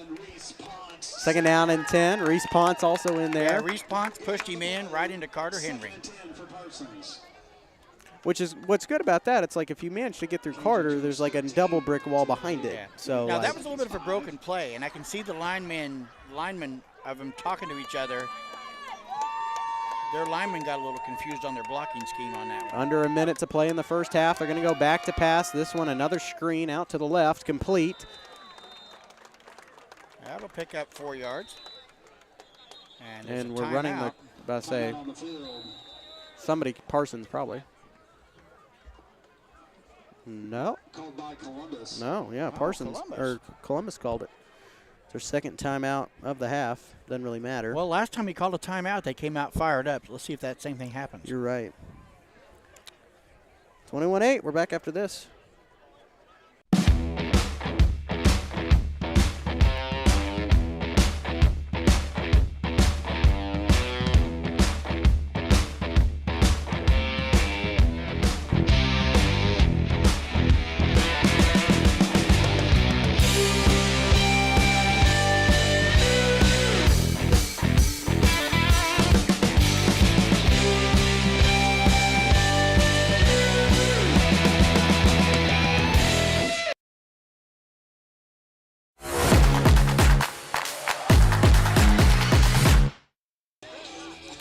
Here we are back, 21-8, 45.9 left to go in the first half. We'll take we won't have the break immediately after because I think we will have another Hall of Fame inductee and we don't want to make the mistake we did last time. We didn't cut anybody off. But yep. So Coach obviously altering the defense so they don't get a cheap score here on a pass. Right, and that's what they're trying to do. Maybe a sack in there. Carter Henry once again. Who else was in there on the other side? And Cash Smith. Yep. So Cash Smith, Carter Henry. So clock runs under 25 to play. They meet at the quarterback. That's a good place for them guys to meet, right? Yep. And he'll pick up 0 yards. So 4th down and 5 here. Actually lost a yard on the play. And Parsons just going to let it go, I think. No, they're going to go down and call timeout. With 1 second. Yep. So they don't want us to get the ball back.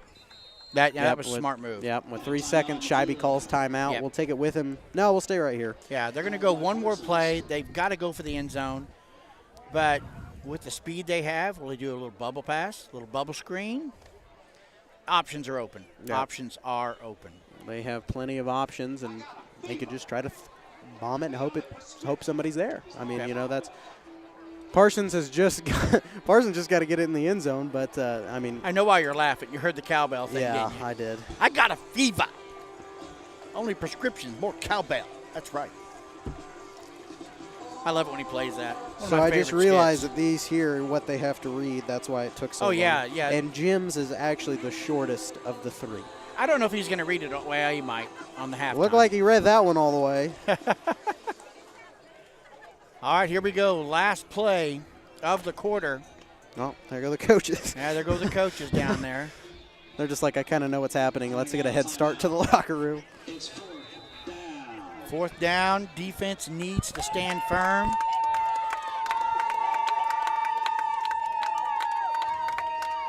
Parsons just going to go back to pass. Good blocking. They're going to chuck it up, and incomplete, broken up, and that'll send us to halftime. Columbus leads it over Parsons, 21-8. We're going to stick it right here as, well, I'm waiting for the signal.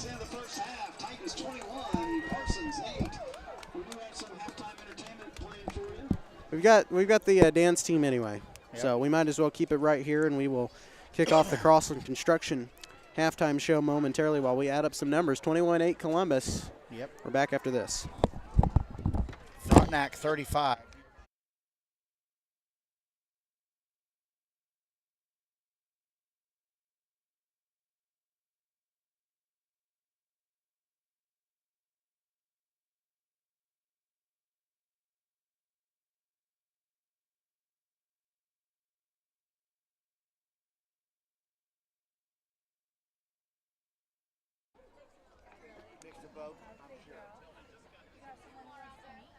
Hello, what is your name? This is Adeline. Adeline, huh? And now to introduce the dance team, starting off with freshman Jalen Pease. Not Santa, I promise. Sophomore is Kara Altus. Sophomore is Tatum Kirk. Sophomore Amory Neely, and she's the cheer captain. Junior Piper Hayes, dance captain. Shelby.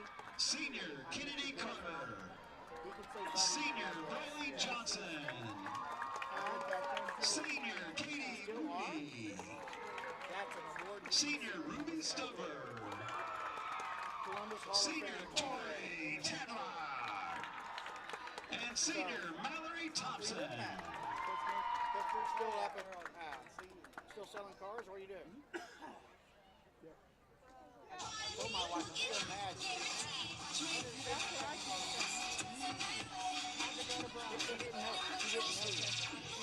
there. It was one of those things where my wife said, hey, let's go sign for a car. I saw her end up on the board.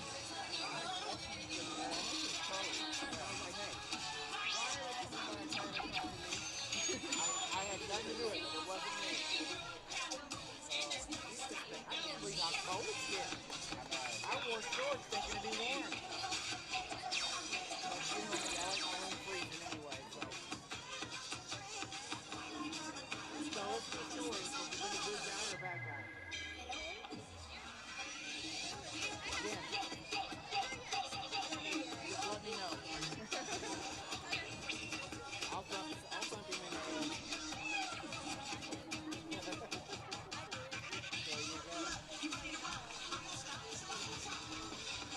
We got rid of the crazy one. I wasn't even going to bring that up. We got rid of it. It was a little too late, but we got rid of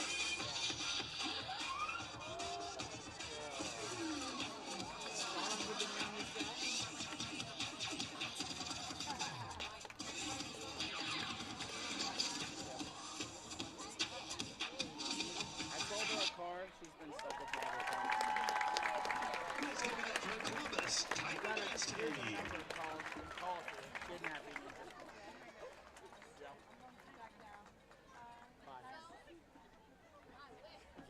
And at this time, would you please, please draw your attention to the Southwest goal line as we honor another member of our 2024 Sports Hall of Fame, Class 2024.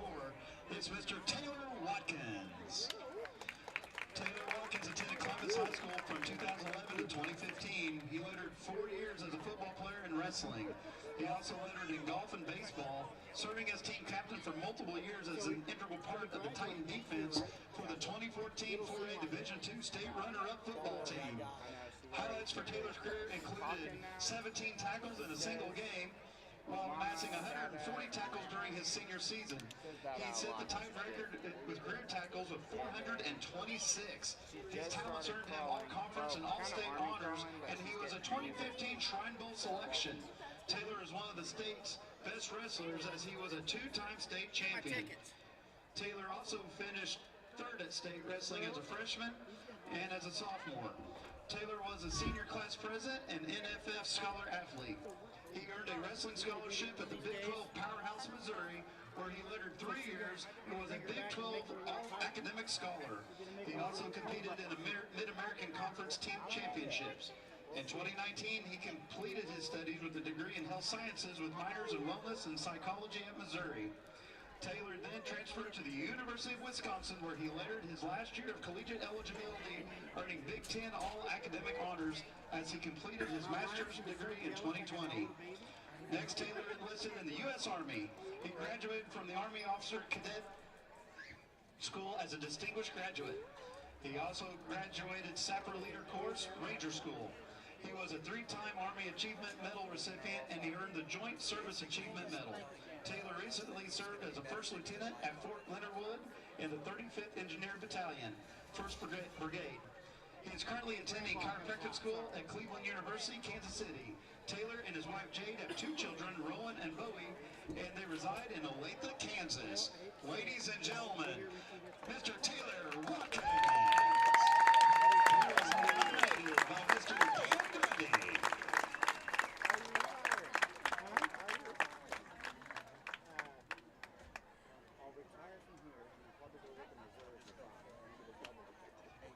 All right, as we wait on the band to take the field, another announcement before we do it. It'll be the Titan Trivia. We'll do that right after their performance. But you still have time to go to TitanBand.com. trivia. You get that $25 gift card to Bricks and Brews. Are the upperclassmen snitching? Also tomorrow night is the annual Zombie 5K run sponsored by Titan Band and Team Threads. Races at 6:30 p.m. Registration begins at 5:30 in front of Team Threads. Lots of great fun for the entire family, and everyone is welcome. Go do stats. Alrighty. This online news was very nice to meet you. Don't ever hesitate if you need to head start. It's good seeing you. Good seeing you, and I'll make sure the next car is you. Okay. Okay? Okay. Have a good one. See ya. Oh my gosh. So you want some stats? No, we're doing the halftime show right now. Oh, okay. My mic's on. Do something stupid. You think I would say something stupid over the air? All right. Presenting the Titan Marching Band, directed by Gabe Phillips and Christina Lovell.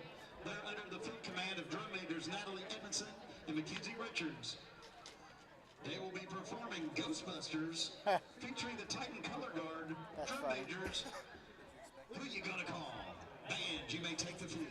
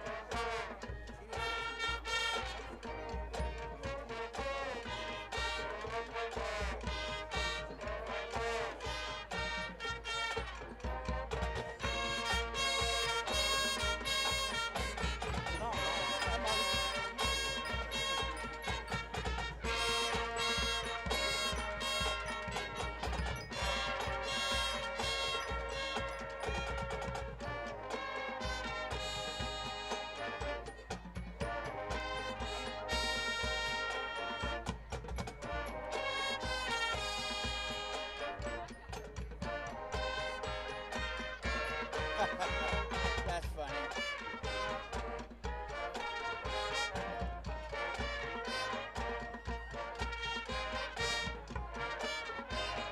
Body slam.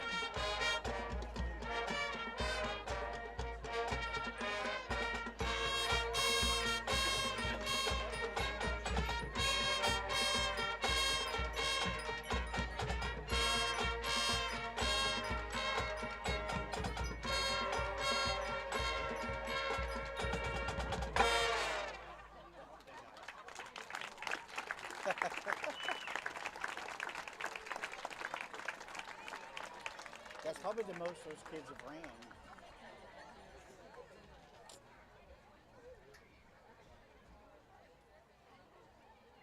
That's Halloween, so they gotta do Thriller. Will they? I'm sure. It's a tradition. Nope.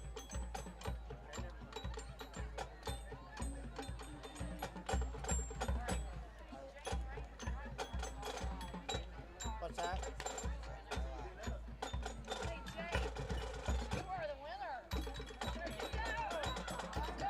Ladies and gentlemen, let's have a big round of applause for the Columbus Titan Marching Band.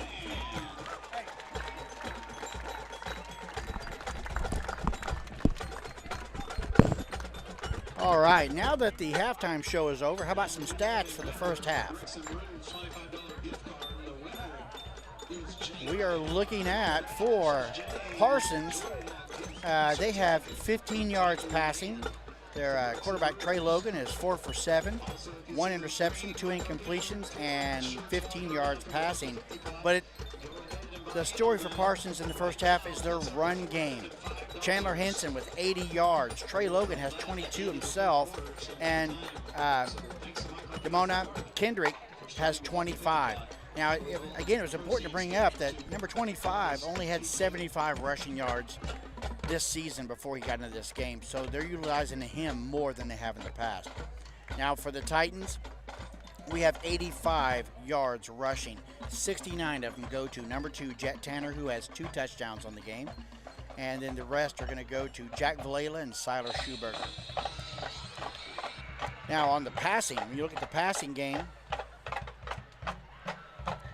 for the Titans, we have 111 yards passing in 3 receptions.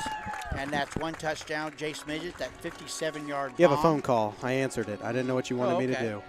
She's listening. Hi, Brienne. So that's the stats for the first half. So far, Titans, it's been our passing and rushing game fairly equal. But for the Parsons Vikings, it has been their rushing game way dominant over their passing game. So if our defense comes out, makes a stop here at the first of the second quarter, continuing what they did on the last 2 drives of the Vikings, the score could do nothing but go up for Columbus. Let's hope it does. That's right. Because I don't think the boys are interested in going up to Holton first round. No. You know, so. Or any of those options we had. They want to host. Yes. They want to host, and everybody they're showing it. Everybody wants to host. Everybody wants to host the first round, but they're showing it right now. They really are. So great showing so far. Defense started a little rough, but they tightened up in the last. With that, we will take our first commercial break. Wow. And 3 minutes left. Yeah, I know. Well, when you have Hall of Fame, Hall seniors, of Fame, dance team, you don't get one, you got to get all. So, Yep. All right, we'll take a quick break. We're back after this.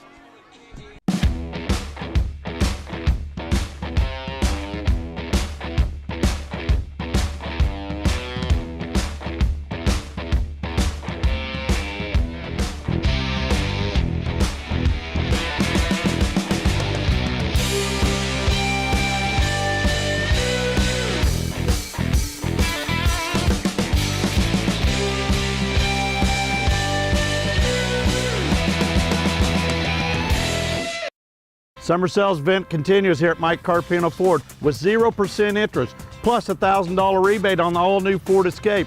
Don't forget the Ford F-150 with over 60 of them available. Come see us today at Mike Carpino Family of Ford Dealerships, Columbus, Parsons, Pittsburgh. Hello, Four States. This is Jay Hatfield with the Jay Hatfield Auto Group. We've been serving the Four States area for over 29 years, and we now have 6 locations which offer Chevrolet, GMC, Ford, and Chrysler Dodge Jeep Ram. Each of our locations is operated by a Jay Hatfield family member or managing partner. At Jay Hatfield, we're here to earn your business and trust. We have approximately 300 pre-owned and 300 new vehicles in stock or on their way, and we're making deals. Come see us at Jay Hatfield location today and let us make you part of the Jay Hatfield family. Spring River Mental Health and Wellness, your partner in health for more than 40 years, is now a certified community behavioral health clinic. A CCBHC clinic provides a comprehensive range of mental health and substance use services, including same-day access and 24/7 crisis services. Serving all ages, Spring River Mental Health continues to inspire confidence, respect, and growth for individuals and families in Cherokee County. Learn more at springrivermh.org. I was raised in a small town, and there was a lot of people who took time to invest in me. And so when we decided to open up our offices, we want to make sure that we're pouring back into the community that's giving to us. We care. We want to be involved. We want to have a passion for what you have a passion for. We want to be able to give back. And that's the foundation. That's why we're more than just insurance.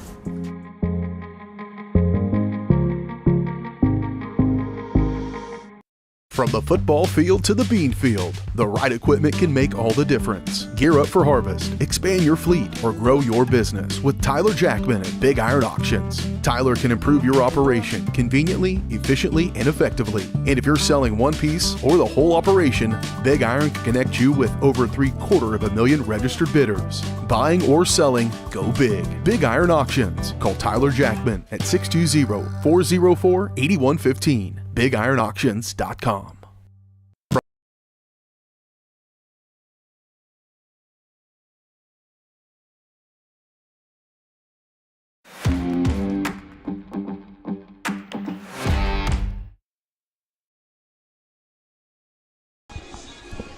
There we go. Welcome back. Hopefully we've gotten through all the technical problems. This half goes a lot more smooth than what the last one did. You know. I want the Titans to repeat what they did first half. Huh? I want a repeat of the first half by our offensive and defensive teams. Yeah. 21-8. Did you think what did you think the score would be at half? I thought it'd be like this. Yeah. Either that or it would have been really like 0-0 or something. Yeah. It looked like it was going to be who could stop who, and that's what it turned out to be. Who could stop who on the rush game, and our defense stood up. So that's been the story of the game so far, is that we stopped their run. Now, their pass game has been a little anemic, if you notice that. Yep. He's been thrown to the ground, not on target. But he still has that threat is available, obviously, later on. Yeah, and, well, they'll get a warm-up, so. Yeah. Do we have any score updates from around the area? We'll fill a couple of minutes here. Yeah, we'll look in Sorry. there. Apologize for the looking online. I mean, Crossing Construction halftime show not being extremely long, but that's okay. On the 3A score, not many scores are up there. Of course, one of the 4 or 5 scores they have is ours. Sweet. You've got Wellsville over Burlington. I don't know if that's a good thing or if that's a bad thing. Cheney over Pratt, 21-12.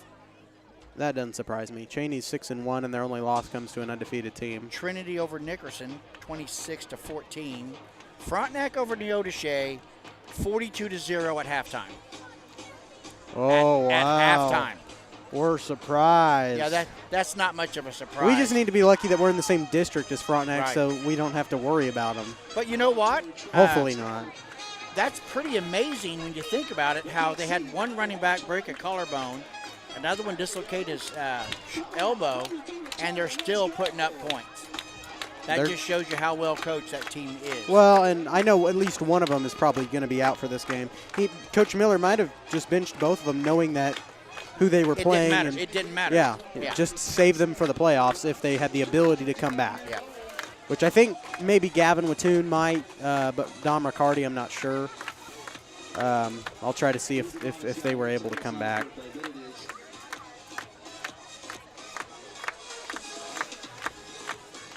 But we'll find out. So Parsons will receive. Varsity Sports Live.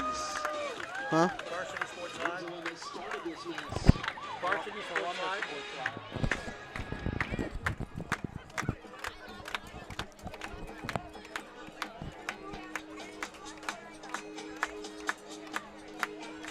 Wow, this song goes on for a while. So like we asked earlier, if any of you out there have any are scores? listening, yes, text us if you got them. I don't know if we asked that earlier or not. Oh, I did not change the quarter. It's time for the third quarter, actually. Third quarter, Parsons will get the ball, and the defense needs to start out aggressive. That is for sure.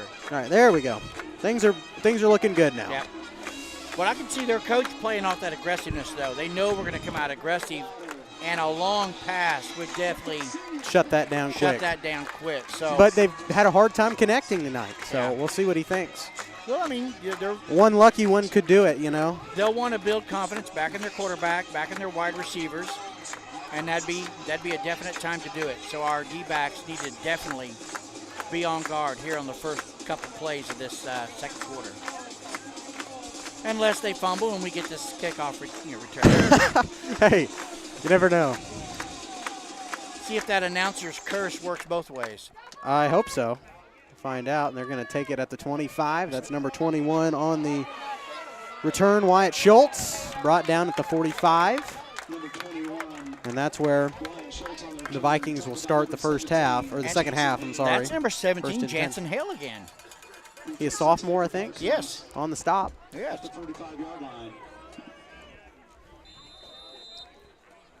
So here we go. Like we said earlier, a lot on the line in this game district-wise. Yes. You know, playoff seeding, they'll have that bracket out either this weekend or early next week. See who you play, probably on the weekend, so each team can have a week. Full week of practice. Trey Logan, quarterback keeper this time, trying to get past the line of scrimmage, running around the left side, spins through a tackle out of bounds, and just nowhere. They're saying keep the clock running. He was hit down in bounds. Okay. More power to him. So he ran 25 yards to gain 2. Literally. Gain of 2, 2nd and 8. Which, like I said, I'm kind of surprised they start out with a designated quarterback run. Yeah. They were trying to get us honing in on that dive back. Yeah. There we go, 2nd down and 8 for Parsons. They're going to go back to pass. Nope, they're going to fake it this time, run it with and that's been Henson. That's been their bread and butter. Yep. Off tackle, fake the pass.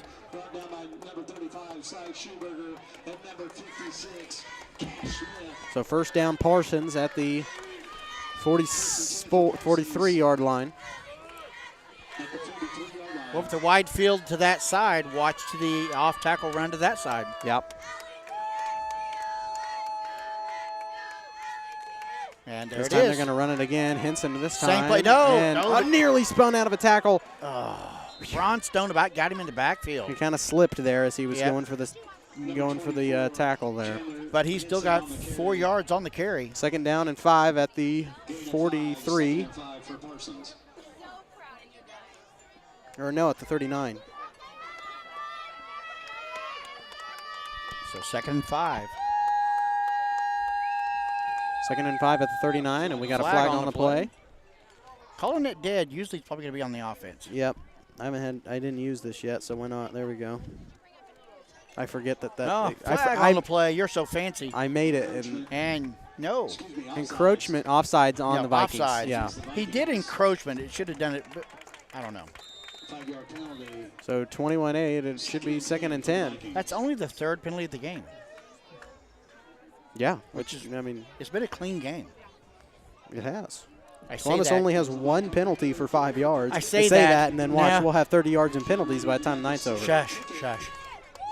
That goes on you, not me. Run it with Henson again. Fights through another tackle. He falls forward. Did a little Gavin Wattoon there down at the 34-yard line. Now, that time they didn't take him back. They let him get the dive. It'll be 3rd and 1. His knee was down a couple yards back. Oh, no, they call 3rd and 2. 3rd and 2.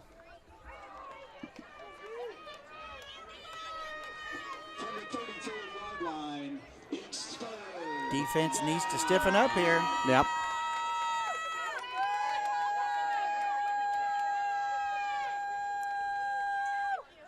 Third down and 2. They run it with Henson again. No. Stopped short. Not that time. Braun Stone says no. Braun Stone coming in here in the 2nd half hot. Yes. So no gain on the play. 4th down. Obviously, they're going to go for it. So, truthfully, what do you see here? As inaccurate, off tackle, an off tackle run. At the off tackle to this side. That's what I'm thinking. They're going to try to exploit it again, you think? Yeah, and he'll pass probably. Yep, off tackle to this. No. Off tackle, nope, No. stopped short. It's 1st down Titans. There's no way he got that. No, there is no way. He started to go outside, and our DN, if you notice, he played outside shoulder on that one. And so that he tried to cut in. Titans will take over. And who was waiting on him? Our linebackers. At the 35, Titans have it 1st down and 10. Woo! Good stance. Good stance there. Now, that's a heartbreaker. Walk it down and punch it in. Yeah, let's slow, methodic drive. Let's make it about an 8-minute and 24-second drive here. Oh. Jet Tanner will pick up about 2 yards on that carry. Yep, tried to run that one up the middle. Be a 2nd down and 8 at the about 37-yard line. He's averaging 5.5 yards a carry. Gain of 2, 2nd and 8 for the Titans. So 8 minutes and counting left to go here in the 3rd quarter. Tanner alone in the backfield with Jack. So I guess we kind of figured this play out. Run it with Tanner. This time around the right side, finds a nice hole down at the 50. He's still on his feet. Jet Tanner past the 30. He's pushed. No, he's still going. I think they got him out of bounds. I'm not sure where, but man, he was fighting through that one. Jet Tanner, explosive on that run. He was not touched for 15 yards.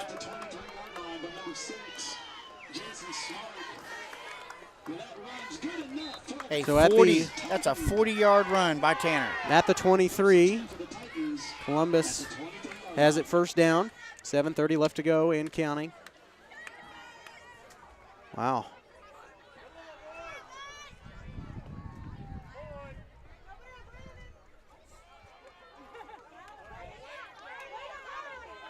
This time they're going to fake it. Oh, Whoa. and Valela sacked. I don't know.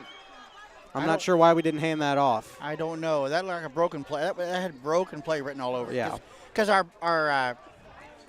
fullback just stood there. Yeah. So, loss of 5 on that play. Little miscommunication there on the Titans side.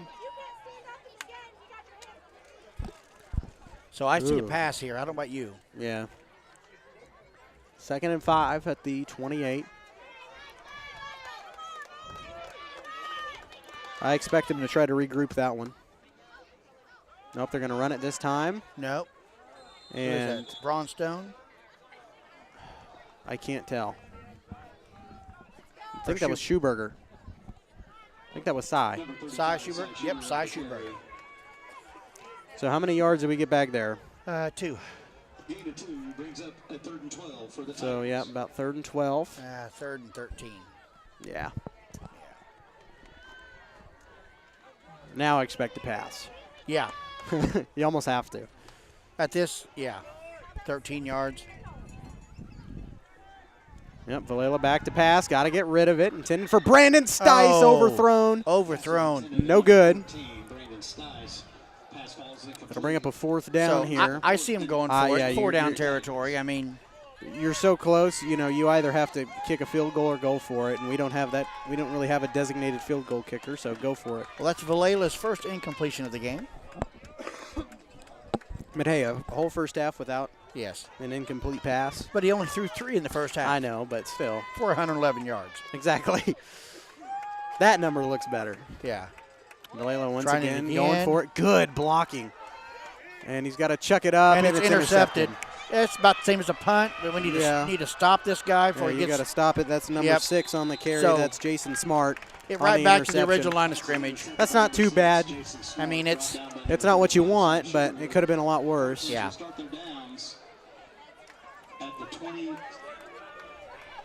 So that was just kind of a little greediness there. He threw it up there. He knew it was going to be intercepted. So let's just pretend we're back at the original line of scrimmage, and let's just. Actually, no, this is worse field position than what they had on their kickoff. Yeah, it is. Well, what was the original field position on the kickoff? 47. Okay. Wow, by quite a bit. Oh, not that time. Shoestring tackle there by Jaden Rodriguez brings down Henson. Rodriguez and number 2, Jet Tanner, a little slow getting up there. Picks up 2 yards. Yeah, Jet's a. And there's a Mike Carpino forward, 50-50 pop walking back through. Jet was a little slow to get up on that one. So 2nd and 8. Good chance of winning right now. Where's up to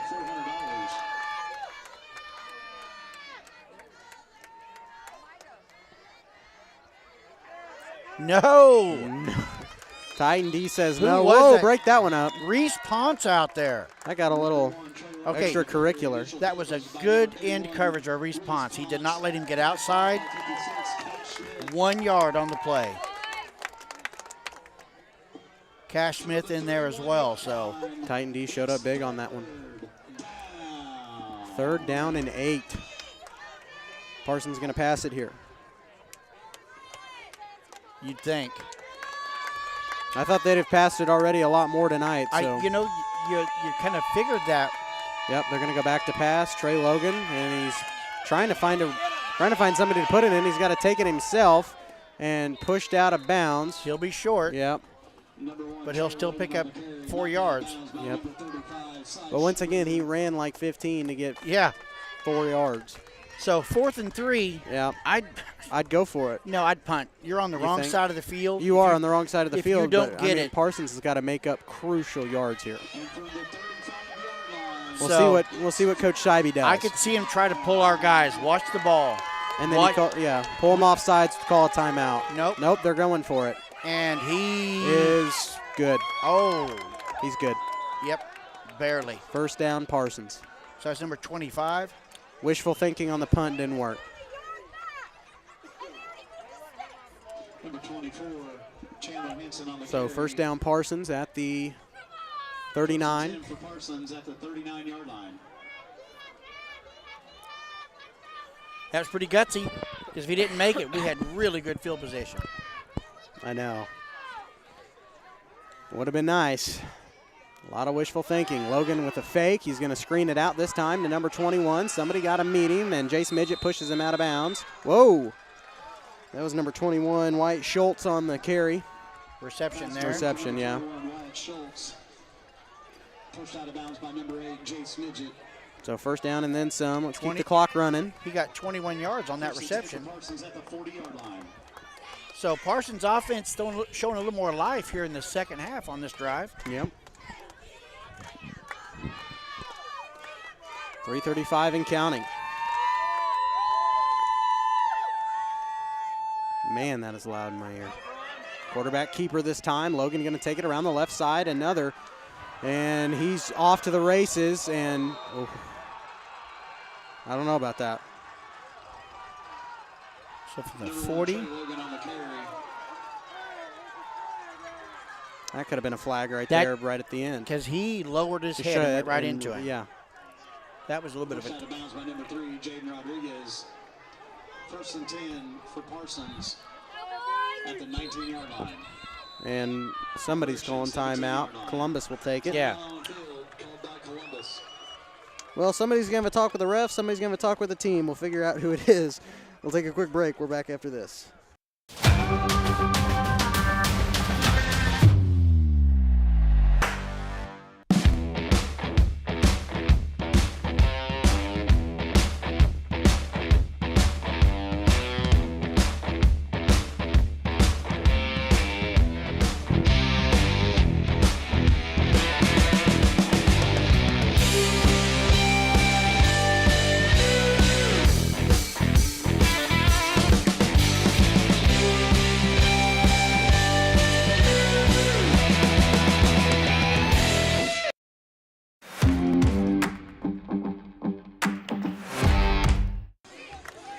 And we're back, 21-8, with 3:20 left to go here in the third quarter.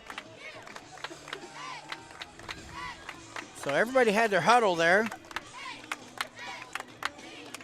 Let's see what defense does here. First and 10 at the 17. Nice job, Chile.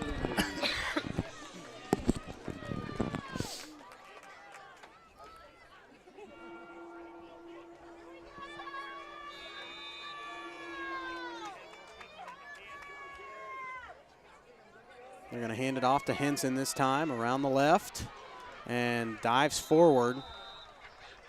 I think they're inside the 10. So they'll pick up 9 yards.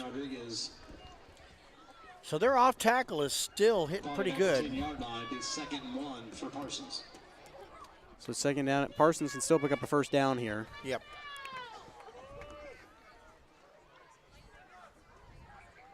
Second and 1 at the 10.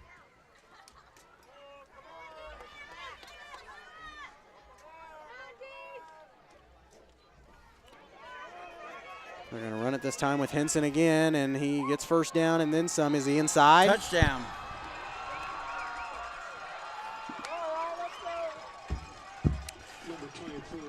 So Chandler Henson gets a score for Parsons. So it puts a little bit of pressure on our offense. We got to keep 2 scores up on them. I was about to say, did a really nice job in the first half on both sides of the ball. Now you got to keep that momentum. So it's 21-14. See what Parsons is going to do here. Went for 2 the first time. Do you think he's going to try to just go for 2, make it up? Because if he goes for 2, that'll make him 16, and then that makes it a one score. He pulls ahead. Yep. So, yeah, I'd see him definitely going. Even a field goal, though, would have put him 1 point up. Yeah. They are going to go for 2 this time, and not that one. Denied. So 21-14 it remains. 2:33 left to go in the third quarter. Titans on offense. We're back after this.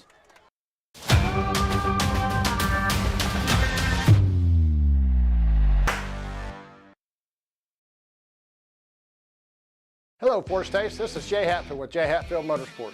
We've been serving the Four States area with motorcycles, ATVs, and side-by-sides, plus offering you parts and service since 2005. We have 2 convenient locations, Pittsburgh and Joplin, selling quality brands such as Polaris, Kawasaki, Yamaha, Can-Am, and Suzuki. J. Hatfield has a huge inventory available for immediate delivery. We offer financing options and an extensive selection of accessories. Most important, we're making deals.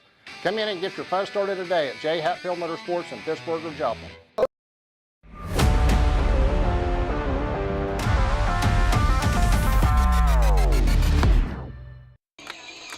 And we're back, 21-14. Now, I'm calling onside or a short kick. They want it back. They do not want to kick to either of our deep backs. No. They've learned that. We've lost 2 of the onside kicks that have been against us. Yes. So our guys need to have their heads up this time. Yep. Yeah, when number 21 comes up and talks to their kicker, it's a pretty good sign. He's saying, go for this guy. Yeah. So expect an onside kick here. Onside kick. From the Vikings. Back deep to kick it. I don't know. I say that. Number 50, Corbin Harris. Nope. They're going to punt it. Wow. This one goes right to Schuberger. Good blocking. Oh, hard hit. Yes. Oh, no, they throw the flag on us. Threw it after the play. No, he's saying that block was excessive.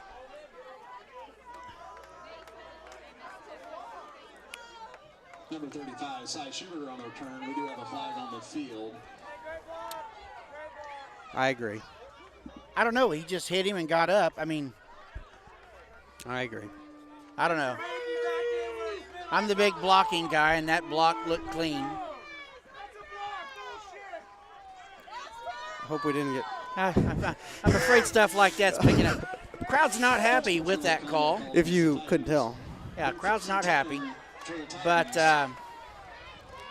again, me, the offensive lineman, and me, he blocked the guy. The guy tripped and fell over. They're calling him because when he got up, he pushed him down and with his 2 hands and pushed him up. So Titans have it at the 17. They're going to run it and nowhere to go. Number 2, Jack Tanner on the carry. So Tanner will lose. Initial contact by number 2 or 3 yards on the carry. Yeah. And Tanner a little slow to get up. So we have an injury timeout. Contact by number 30, Grayson Bolt. Timeout on the field. Just a reminder that the concession stand is still open if you need a drink.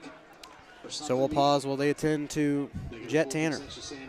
Yeah, it looks like a cramp. Optic Communications has stood the test of time. Born from the pioneers of connectivity in 1905, they're built on a rich history with roots stretching deep. Just like Optic Communications' 100% buried fiber, making them the fastest, most reliable internet provider in the region. Optic's employees are local, friendly, and fast to respond. Optic Communications, built for the future, with a foundation firmly in Columbus. Learn more at optic-communications.com.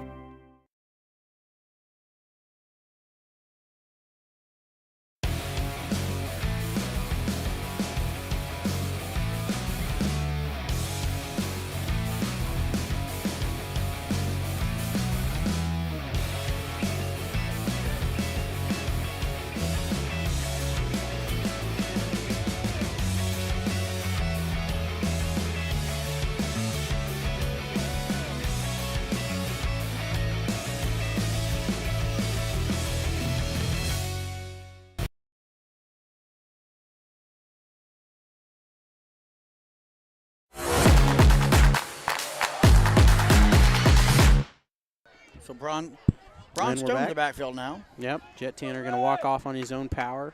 Had a limp at the start, but now he doesn't, which is good. So just give him a minute and he'll be back.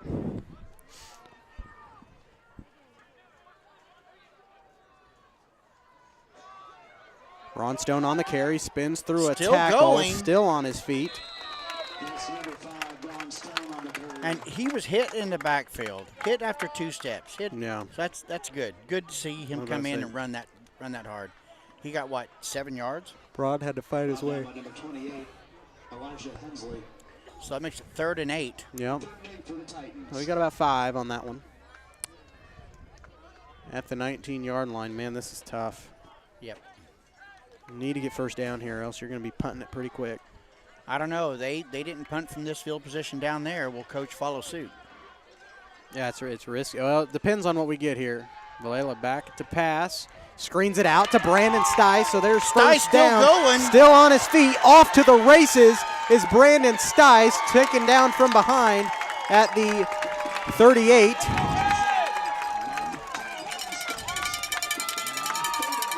"42 yards by Brandon Stice. A nice 42-yard catch and run. And just like that, he has 74 receiving yards and 2 catches this game. Well, now we don't have to worry about putting it real quick. Yeah. So nice play by the Titans to get us good, better field position, that's for sure. Yes, 100%. So 1st and 10 from their 39. Yep. 33 and counting. Tanner back in there. Yep, they're going to run it with Tanner again. This time they've got his number. Yeah. And he'll lose a yard on the play. 2nd and 11. That might be the last play of the third quarter. Yeah, they're going to let her tick down. So we'll have one more Hall of Fame inductee. He's already ready and raring to go, it looks like. That's our superintendent principal. Tracy Spears, the next one. It wouldn't be. Yeah, where's she at? She's right there. There she is. But I saw the 2 principals down there. Oh, look who's getting to walk out there. That's awesome. Because I think Carolyn nominated her. That's awesome. So that's really nice. Yep. So we'll pause. We'll shut up as we get the last Hall of Fame inductee tonight, and then we'll take a 15-second break if we can. On the southwest corner of the stadium, the newest member of the Columbus Sports Hall of Fame is Miss Tracy Spear. She was nominated by Caroline Eddington. Tracy Spear attended Columbus Unified High School from 1978 through 1982. She was a state qualifying track and field athlete for the Titans and an All-SEK basketball player, earning multiple letters over her 4-year athletic career. As a sophomore, she qualified for state in the 110-yard high hurdles and 220-yard low hurdles. In her junior year, she placed 4th in the 220-yard low hurdles and 3rd in the 80-yard relay, and at the 1981 state track meet. As a senior, Tracy was 3rd in the Tracy was in the SEK League champion in the 100-meter high hurdles and 300-meter low hurdles with the fastest qualifying time in the state. She anchored the SEK League champion 1600-meter relay and was named girls basketball All-SEK honorable mention in 1982. She currently holds school records in 4 events. She earned track and field scholarships at Kansas State University. As a contributor to sports, Tracy's played significant roles locally, regionally, and nationally. For the last 13 years, she has been the sports reporter for Columbus News Report, covering all local sports. Tracy began her career as a softball coach and league officer in Columbus Girls Softball League, and she currently is serving as Junior Olympic Commissioner for USA Softball, Kansas and Region 7. Tracy graduated from Pittsburgh State University in 1985 as an honor graduate. She married Brian Spear and resides in Columbus. The couple has 4 children: Tori Hollis, Taylor Spear, Tara Hodgson, and Ty Spear. Please give a round of applause to Tracy Spear. All right. Congratulations to Tracy, Jim, and Taylor tonight. Yep. Columbus Hall of Fame, Sports Hall of Fame. All very deserving candidates. Yes. This time they're running it with, I think, Tanner this time. Tanner, and good move. Another big run. So I thought they'd figured out Tanner's number, but not that time. 14 yards there. That puts him 122 for the night.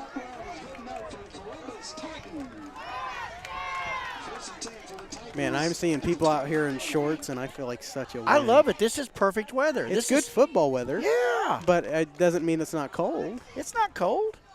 When is the Super Bowl? In the middle of a snowstorm sometimes, here in Kansas. Yes. It's in February. What do you mean no? Poor kid. Poor kid doesn't know weather. Nice hole. Another run by Tanner. My Good gosh. cut down at the 15. I think I could have ran through that hole.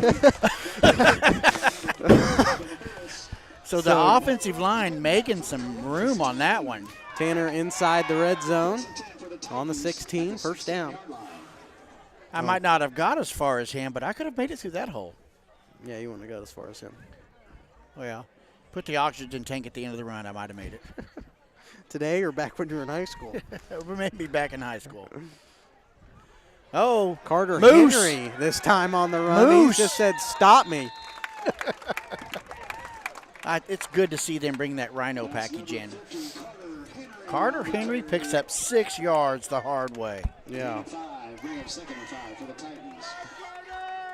I don't mind them at all handing it off to Carter when he's going to just, I mean, once again, it's like a brick wall. Can you stop it?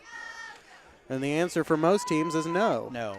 And that's the first time we've utilized this package. I know. Kind of interesting to see in a game with such high stakes. But it's worked so far. Oh, Cy Schuberger hit a wall and just kept going into the end zone. Cy Schuberger with a touchdown.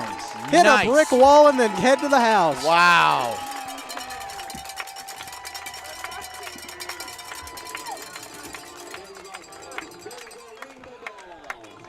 So touchdown Titans, 27-14.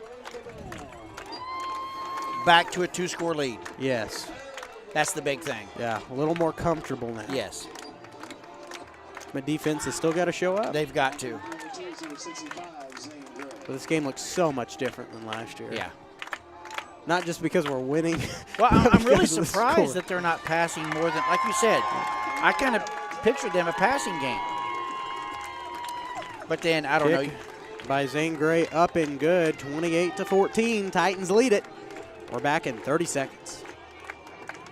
Call's service is outstanding in their field, especially for those that are stuck, well, outstanding in their field. Call's carries a wide selection of farm, industrial, and heavy-duty tires, all from the best brands in the business. And they've got farm service trucks ready to go. Plus, Call's continues to be the place folks go for car and truck tires, repairs, oil changes, and so much more. If you're in the market for new tires in Southeast Kansas, make the right call to Call's Service, 620-724-4121. See more at callservicellc.com.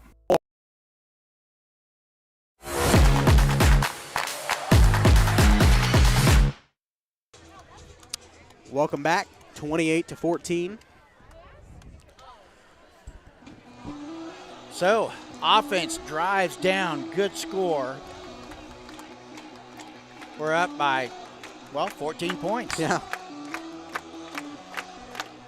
Carter Henry getting a little work on the sidelines. Hey, it's a change going from lineman to running back. I don't care what you say. He's going to have a dirty jersey at the end of this one. There we go. Look at that. Nice takes roll. a nice roll down to the 20, gosh. bobbled, and he's sacked! Oh, brought down. Who is it? Cash Smith. The freshman shows up big. First one down there, and he said thank you. Titans got to love to see Parsons. Man, that was so scary. Because if he'd have picked it up and took a hit, that could have been fumbled so easily. That return was literally worth nothing. Yes. So Cash Smith with a good play for us on the return, or on the kickoff. So 1st and 10 from the 23. That's their worst starting field position for the game so far. Which is good because we've got 10 minutes to play. This time they're going to run it with Kendrick. Good cut, finds a nice hole. Yes. He turned something out of nothing. Yep. Gains 4 or 5 yards. So 4 yards on the run. We got number 24, Chandler Nixon on the carry. Brought down by number 14, Brandon Stice. So he's got 126. He's had just as much rushing as Jet has. Wow. 2nd and 6. On the 28, they run it with Henson once again, and he'll be stopped. Yeah. It's like Braun Stone in there. Maybe he picked up a yard. Braun Stone on the stop. He'll pick up 2 yards. I'll give him 2, 3rd and 4.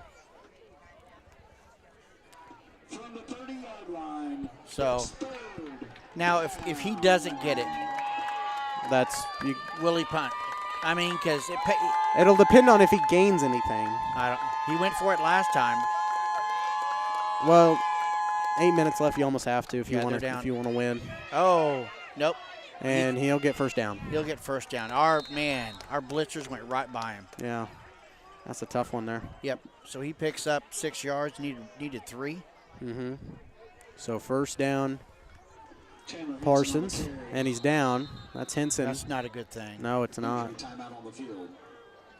He was not. He was hurting. That's not a good thing to see. No. Chandler Henson down. We'll pause while they attend to number 24. Hopefully it's nothing. Just a cramp or something. As one of the oldest banks in southeast Kansas, Exchange State Bank is proud to be locally owned and operated. Exchange State Bank provides quality customer service supporting the growth of local businesses, agriculture, and the financial needs of families in the community. With competitive savings and loan products, online banking and mobile deposits, free debit cards, and more, Exchange State Bank is working to earn your business. To earn more, call 620-429-1873 or visit esbks.com. Exchange State Bank, you're not just banking, you're banking with friends.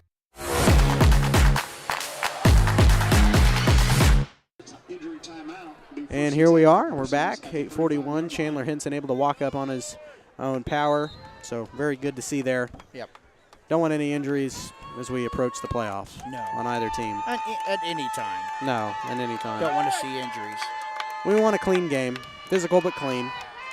Trey Logan back to pass. He's going to bomb it up. Nowhere to go. Incomplete. That was closer to Jace than anybody. Well, that almost just like he was trying to throw it up and risk it getting sacked. And he just had to toss it. But he had good blocking. I guess he just miscommunicated, threw it up early. It'll bring up a 2nd down and 10. I think there might be something wrong with his arm because he has not been very accurate tonight. No. His 2 bombs like that have come up 5-10 yards short. Yep. And his 2 shorter passes were right at the ground. So I don't know if he's just not having a good night or what. Well. But their pass game has been a little shaky. Yeah. 8:25 left to go. An incomplete pass does stop the clock. Parsons needs that. And he drops the ball. It's picked up by number 25. That's DeMonte Kendrick for a loss. Loss of a couple yards there. It should be 3rd and 12.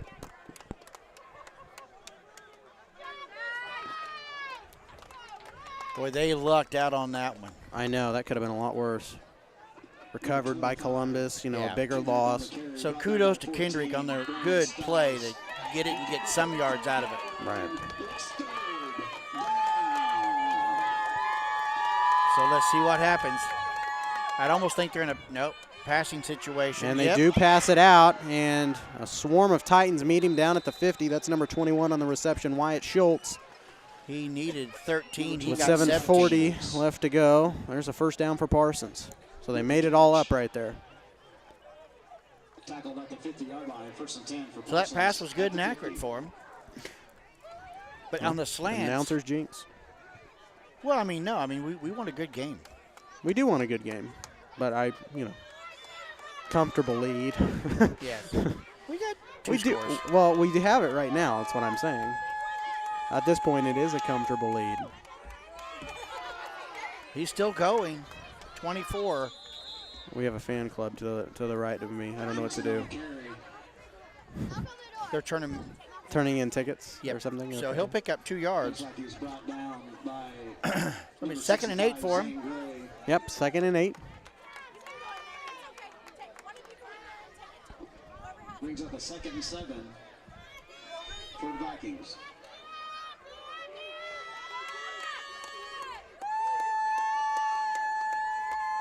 High snap, screen out, complete to number 10. That hit the ground. That hit the ground. Yeah, they're calling it complete. That was Nasir Hagood. No, you pronounce it. You pronounce it, number 10. Nasir. Yeah, Nosier Haygood. Nosier Haygood. Okay. He'll pick up. 3rd down and 3. 3rd and 3. Here we go. Titan D needs to definitely make a stop here. Haygood out to the right. Lines up in formation. Quarterback can receive the snap. Flag on the play. False start. Should back him up 5. Yep.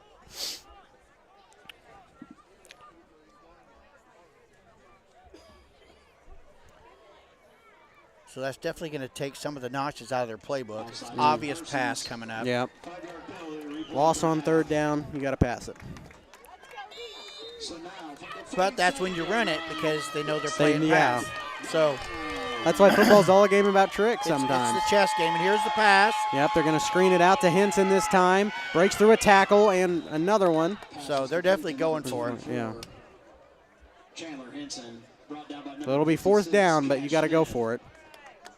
Henson will pick up 8 yards. So 4th down and 2. Here we go. Key play for him. And from the 32-yard line, it's 4th down.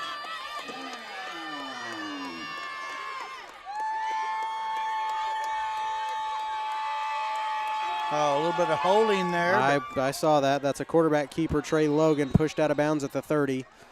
Another big first down. You know, they have not called holding yet. No, they haven't. But that was definitely it right there, down around the 40. So ball in the... So a 12-yard gain. Where do they have that? 30, 32, 33? Yep. Ball in the 32. 1st and 10, Parsons. All right, here we go.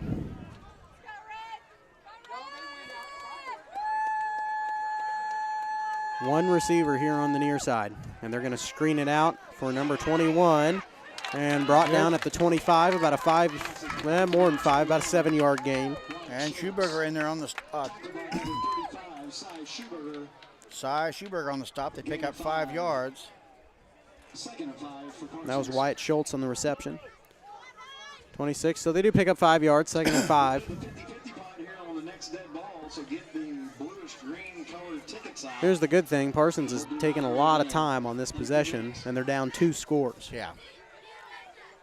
More time they waste is the better right now. Intercepted by Jace Midget. Off to the races down at now where's about the 33, maybe shy or close to the 30, but still. And another interception. That one by Jace Midget. Yep. That just adds to his total on the year. I think it gives him 7. That was big. Yeah. So that huge long drive ended up resulting in Titan ball. And they lucked out. They could have called a late hit there on that tackle, too. Yeah. They don't like Jace, do they? No. Well, he's burned him for so many times. You know, what? Right. 79 yards in 2 plays. Yeah, I know. Again, we'll do the 50-50 pop here in a few minutes. 4:30 and counting. Timeout, Blake Burns. We'll take it with him. 30-second break. We're back after this. So let's get our tickets out.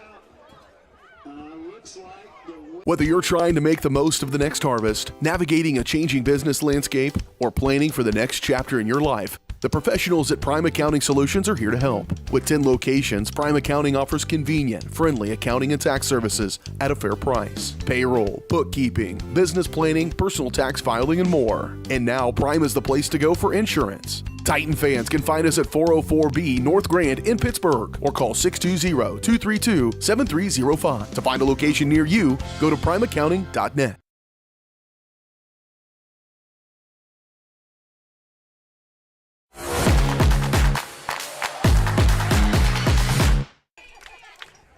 Welcome back.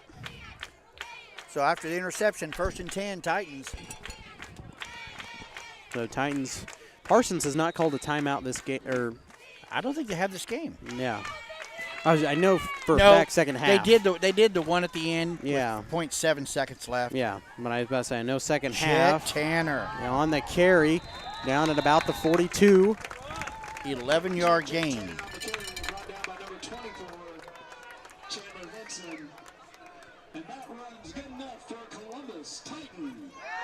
He's at 144 for the game. Yep. Down at the 41 was Jet Tanner, like you said, 11-yard gain. Tanner's coming out. So expect Cy or looks like Cy's in there. Yeah, Cy's in there. Oh, we got Carter Henry. The big meat package. The Rhino package. Get ready for a little Carter Henry maybe. Nope. Nope, they're going to hand it off to Schuberger. Another nice breakthrough Cy Schuberger sidesteps at the 40. He's brought down. You have got to point out that was totally because of Carter Henry's huge block that he put on their linebacker. He was able to run right through. Yes. A 20-yard run right up the middle off of a nice block. Nice block. Still don't have a winner on that 50-55. 902-332. 902-332. Come up to the press box. Guess nobody's got it. 9032. 902-332. Yeah, that was the number. Oh, up the middle again. And no gain. Call that one dead. A lot of bodies fall on that one. Who had that? Jet? That'll bring up a second down. No, it couldn't have been Jet. He's on the sidelines. Remember? That was Schuberger, maybe. No, it couldn't have been. Yep, that was Schuberger. Yeah. 2nd and 9 for the Titans. Oh, he picked up a yard. Give him a yard.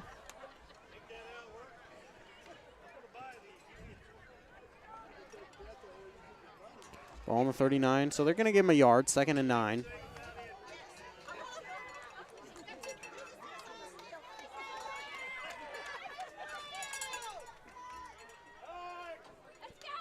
.213 and counting. Cy once again up the middle, and oh yeah, you got to call that dead. He had 3 guys all following him on the wrong side of the field. Is there going to be a Connor Largent. Timeout called? Timeout called. Yes. Parsons. Yep, you called it. You know, announcers cursed. They haven't called a timeout all game. Then they call a timeout the next play. It's all on you. I don't care. But we picked up 1 yard on the play. No, we'll keep it here. Yeah, we'll keep it here. 2:03 left to go in the game.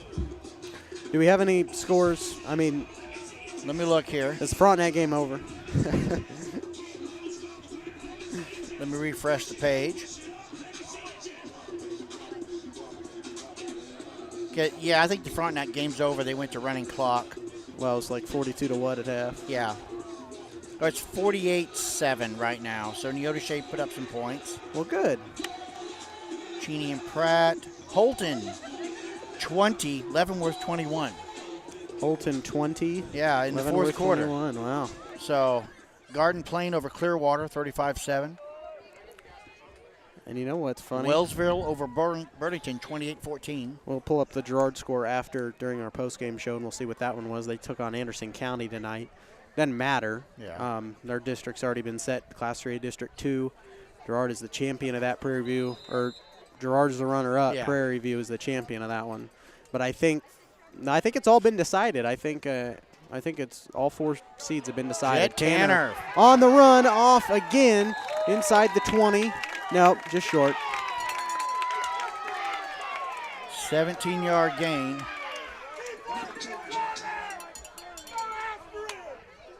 Number 2, Jet Tanner on the carry. And that's good enough for Columbus Titans. So Burns is probably going to want to punch it in one more time here. Oh, you know he will. He's not going to make these boys run down the field because for nothing. It becomes a point thing after a while on how you score. So. Yeah. So with 1:30 left to go. We are definitely taking all the time off the clock we can. Oh, yeah, 100%. You go up 3 scores, it's over. Well, it's basically now, but, you know. Cy Schuberger on the carry, still on his feet, trying to get inside the 10. And once again, 3 or 4 guys just all on him. Yeah. And the whistle is being blown late.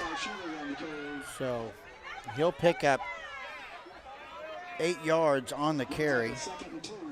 Under a minute here, 2nd and 2. I expect Burns, if we run down the clock a little bit too much, to call timeout. Well, no. I mean, it's another score would be nice. I mean, it adds to the point total. We'll see if he can get it. You want to be up by 21. That's one of the target goals for the bracket formation.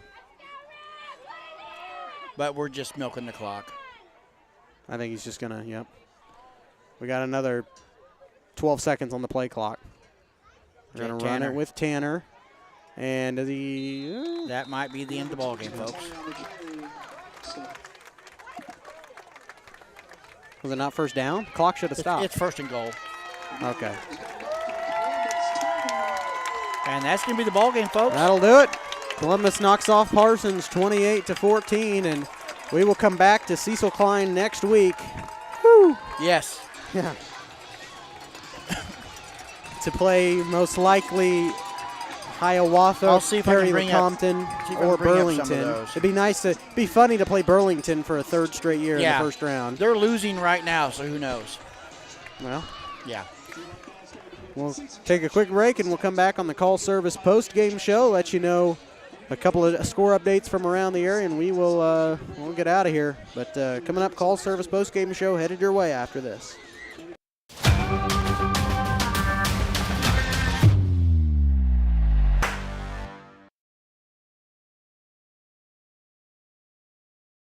Call Service is outstanding in their field, especially for those that are stuck, well, outstanding in their field. Calls carries a wide selection of farm, industrial, and heavy-duty tires, all from the best brands in the business. And they've got farm service trucks ready to go. Plus, Calls continues to be the place folks go for car and truck tires, repairs, oil changes, and so much more. If you're in the market for new tires in Southeast Kansas, make the right call to Call Service, 620-724-4121. See more at callservicellc.com.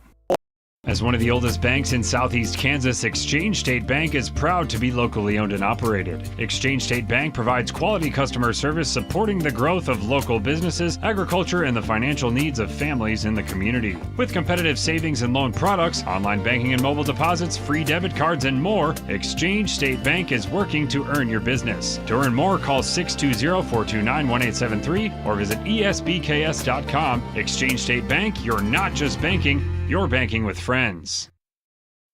Why settle for less than the best? Croc-Can's gigabit fiber optic internet is now available to Pittsburgh, Frontenac, and Fort Scott, and many rural areas in between. Croc-Can has the best speeds, the best reliability, the best service, the best support, and is overall the best value on all ultra-high-speed internet. If you want the best home internet connecting as many devices, all without equipment rentals, contracts, or overages, it is the time to switch to the best. It's time to switch to Croc-Can. From the football field to the bean field, the right equipment can make all the difference. Gear up for harvest, expand your fleet, or grow your business with Tyler Jackman at Big Iron Auctions. Tyler can improve your operation conveniently, efficiently, and effectively. And if you're selling one piece or the whole operation, Big Iron can connect you with over 750,000 registered bidders. Buying or selling, go big. Big Iron Auctions. Call Tyler Jackman at 620-404-8115. BigIronAuctions.com. Hello, Four States. This is Jay Hatfield with Jay Hatfield Motorsports. We've been serving the Four States area with motorcycles, ATVs, and side-by-sides, plus offering you Parsons service since 2005. We have two convenient locations, Pittsburgh and Joplin, selling quality brands such as Polaris, Kawasaki, Yamaha, Can-Am, and Suzuki. Jay Hatfield has a huge inventory available for immediate delivery. We offer financing options and an extensive selection of accessories. Most important, we're making deals. Come in and get your fun started today at J. Hatfield Motorsports in Pittsburgh or Joplin. Summer sales event continues here at Mike Carpino Ford with 0% interest, plus a $1,000 rebate on the all-new Ford Escape. Don't forget the Ford F-150 with over 60 of them available. Come see us today at Mike Carpino Family of Ford Dealerships, Columbus, Parsons, Pittsburgh.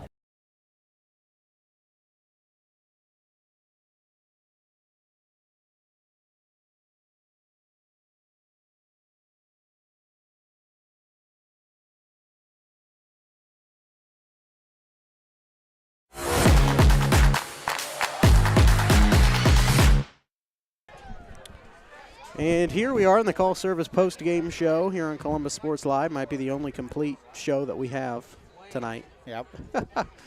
But good win, 28-14, final score tonight. Columbus over Parsons. They will host the first round of the playoffs, so make sure to come out and support us in that one. But this post-game show brought to you by Call Service. When it's time for new tires on your ride, make a call to Call Service in Girard. And when you need in-the-field service, Calls has you covered with a truck en route. Shop for your tires and more at callservicellc.com. Oh, Burns is already up here. Well, that was quick. There we go. Well, I guess we'll jump right into it with Blake Burns. As He'll put the headset on for us tonight. And Coach, good win. You get to host first-round playoff game. That's got to be a good motivation for these boys, don't you think? Yeah, that was our motivation all week. You know, we didn't want this to be our last home game. And with the uncertainty of kind of how the playoff brackets will shake out, we could take care of ourselves and make sure we get a home game regardless of who it is. And that was our sole focus all week. And I was just, very impressed with how our kids were kind of put ourselves behind the 8 ball a little bit in the first quarter and the third quarter defensively.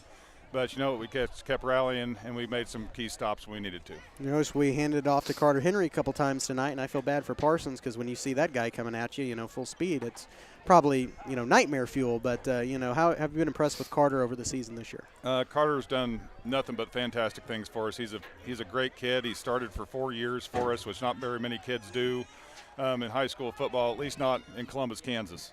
And he's just grown up, and he's just turned into a phenomenal football player, and we were just really trying to reward him. He's asked me if he could run the football every year since he was a freshman. And with our starting fullback being gone for FFA National Convention, my hand was kind of forced, so we just threw him in there, and he did a fantastic job tonight. And Cole Howard with a nice interception there, a huge interception in the first half. And, I've watched him in a couple of JV games, trying to play quarterback. As a freshman, he's got to impress you, don't you think? Cole has been a kid that he came in and he kind of had to battle his way for a spot on the depth chart. And it was really frustrating for him early on, but he just kept battling, just kept taking coaching, and just keep doing what he's asked to do every single day. And he did a great job tonight, and I was just really happy for him to see him get an interception and have some hard work pay off. You don't have to travel for the playoffs. We host the first round, and it could be a host of about 2 or 3 teams that we might take on, and it really doesn't matter right now. You still got to prepare for it, and I'm sure the brackets will be out by Monday, and you'll be able to look. But, how are you guys planning to prepare for that one regardless of who it is? We'll find out who we're going to play, hopefully, tonight, tomorrow morning. And regardless of who it is, we'll prepare for it as coaches, and we'll come up with a game plan. And everybody in the playoffs at this point, one seed through 4, you're kind of beat up, you're kind of chewed up. So we're going to manage our health a little bit Monday and Tuesday, but get some solid reps in and make sure our kids are ready to go. All right, Coach Burns, we'll let you celebrate this one, and we'll see you next week here at Cecil Klein for another home game. Always like to hear about it. Thanks for your time. Yeah, thank you. Blake Burns joins us. We will take another short break. And, what is that noise? Sounded like a fly was on the mic. I don't know. But glad we stopped that. We'll take another short break, and when we come back, or you want to just jump right in the stats? What do you think? Whatever you want. All right. Well, it's cold, so let's jump right into the stats, shall we? Looking at the Girard scores 28-0 Girard right now with 2:24 left in the game, so Girard's won that one. But on our stats for the night, we're looking at the Titans ended up with 153 yards receiving on 4 receptions. Yeah. 4 receptions, 100. That's pretty impressive. 74 of them to Brandon Stice, 79 to Jace Midget, and he gets that 157-yard touchdown. Valela was 4 of 7 on the evening with one incompletion there, and then we had Jet Tanner, 167 yards rushing. Siler Schuberger, 54. So we had 234 yards as a team. So definitely a rushing night for the Titans. And same for the Parsons Vikings. They had 225 yards rushing, 62 by Trey Logan, 136 yards by Chandler Henson. And the receiving was 21. Wyatt Schultz had 54 yards of their 70 yards. So definitely a Titan night. You look at the stats. The defense for the Columbus showed up when they needed to. Absolutely. Good win ended. It's cold out here. Yeah. Not to you, of course, because that high blood pressure really takes effect late. But oh, yeah, especially on a game like this. I know, yeah. You need to go home and take some pills. Well, thank everybody for joining us here from Cecil Klein. And lucky enough for us, we'll get to have at least one more game here from the home of the Titans. The home of the Titans. Like to see it. We'll have playoff coverage starting for you next week. Pregame at 6:30 because we don't have to deal with senior night and all that stuff. Yep. So pregame at 6:30, kickoff at 7 o'clock. Join us then. Thanks for watching and have a great night.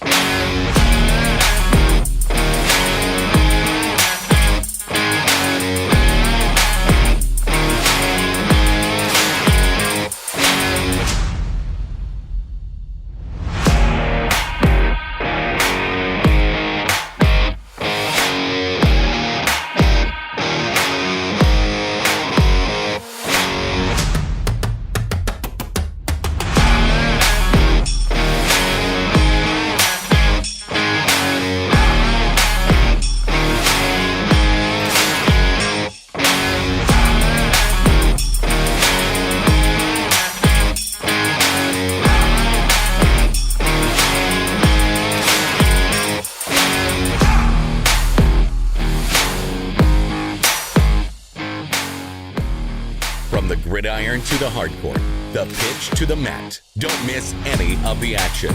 We're there with live, local sports coverage at Varsity Sports Live.